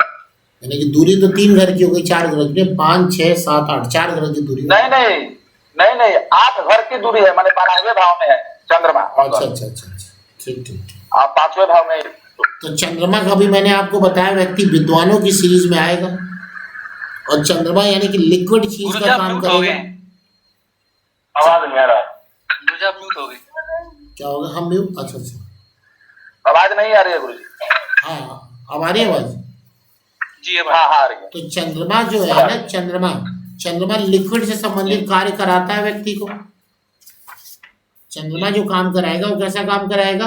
एक तो मन का कारक है, जल का कारक है, जल लिक्विड चीजें, भावुकता होती है, उसके अंदर भावुकता होती है। जल का काम, दूध का काम, शरबत का काम, गाय पालना, सभी प्रकार के पालन, मुर्गी पालन, गाय पालन, मछली पालन, घोड़ा पालन, व्यापार करना, ये सब चंद्रमा का कार्य है। फसलों का काम, चावल का काम, समझ में। और ऐसा व्यक्ति पढ़ाई जब करेगा तो हिस्ट्री सब्जेक्ट पढ़ता है, हिस्ट्री। हाँ जी, तो ये सब चीजें चंद्रमा से यहाँ पे नहीं। या किसी एनजीओ में काम करता है, एनजीओ नहीं समझते, एनजीओ से संबंधित उसका कार्य होता है, पालन का कार्य उसका मेन होता है। तो क्या आप काम करते हैं इसमें? हमारा तो कर्मकांड ही है, ज्योतिष है, पूजा पाठ है आपका काम। तो बस ये आप अपने उसका काम नहीं कर रहे हैं। इसमें आप एनजीओ अनाथालय में समाज की सेवा करिए, वो सब आपके लिए ठीक है। वो करते हैं, सेवा तो करते हैं। बस हाँ, सेवा यहाँ पे चंद्रमा मतलब सेवा हो गया। चंद्रमा ये आप किसी एनजीओ में काम भी कर सकते हैं, ठीक है, किसी के एनजीओ में काम भी कर सकते हैं। जहाँ सेवा भाव आएगा वहाँ चंद्रमा जरूर होगा। नर्सिंग नहीं बोलते, हॉस्पिटल में जाती है तो नर्स ही तो हम लोग की सेवा करती है ना हॉस्पिटल में। तो नर्स वाले चंद्रमा तो हुए, और कौन हुए? माता हुई, माता जी। ये काम आपको मिलेगा यहाँ पर। तो उसी से रिलेटेड आप काम कर रहे हैं। आप एनजीओ में और ट्राई करें तो और अच्छा रहेगा, ठीक। या आप कोई जल का काम करें, दूध का काम कर सकते हैं, शरबत उरबत का काम कर सकते हैं, वो भी आपके लिए फायदेमंद रहेगा। बाकी जन्म कुंडली जब पढ़ेंगे हम लोग प्रोफेशन तब और बताएंगे, लेकिन यहाँ से बहुत कुछ क्लियर होने लगता है। कारखांश कुंडली बहुत इंपॉर्टेंट कुंडली है। यहाँ पे मंगल कोई प्रभाव उस प्रकार से नहीं, मंगल बहुत कमजोर है ना आपकी, मंगल तो बहुत कमजोर हो गया। सभी बल षडबल छोड़ के बाकी सभी बल में तो अच्छे हैं। नहीं तो अभी मैंने बताया 3 चीजें देखी जाती है। षडबल सबसे इंपॉर्टेंट होता है, फिर स्थान बल होता है, फिर सूर्य से दूरी होती है, बस। ठीक है ना? हाँ। तो ये एक प्रश्न था। हाँ जी। मेरी ऊपर कुंडली में शनि बैठे हैं, इसमें कहाँ पर? लगन में उपपद कुंडली में क्या बैठे हुए? शनि बैठे हुए। शनि बैठे हैं, वृषभ लगन है। हाँ जी, हाँ जी, तो बताइए। वृषभ लगन है, शनि बैठे हुए हैं, और लगन उसके 8वें घर में बैठे हैं। कहाँ से 8वें घर में बैठे? इस उपपद कुंडली में 8वें घर में बैठे हैं लग्नेश, इसके उपपद कुंडली के। नहीं, उपपद कुंडली में लग्न में शनि आ गए ना। अब शनि आ गए हैं जी। हाँ, तो वो पार्टनर से रिलेटेड है, तो शनि का कोई गुण है, मतलब शनि मतलब कि ऐसा होता है कि व्यक्ति की जो वाइफ होती है हल्का सा सांवला रंग होता है, थोड़ा सा मतलब शर्मीला मिजाज होता है, बाहर उनको निकलने में दिक्कत होती है, या अपनी बात को नहीं रख सकती है, या काम बहुत करते रहेंगे, तो ऐसा कुछ है क्या? बाकी तो कुछ नहीं, काम करती रहती हैं, बाकी नहीं है। हाँ, मतलब कि जैसे कि वो सेवा भाव होता है, लेकिन वो नौकर भाव होगा उनके अंदर। जैसे आजकल जो फैशनेबल भाव नहीं होगा, नौकर भाव होगा। तो घर का सारा काम करना, मतलब घरेलू जिसको औरत बोलते हैं, वो चीज होगी। हाउस वाइफ जिसको कह सकते हैं, वो रहेगी। लेकिन आप बता रहे हैं शनि अगर आ जाएगा इसमें तो वो ठीक नहीं रहेगा पार्टनर के लिए। कहाँ पे आ जाए?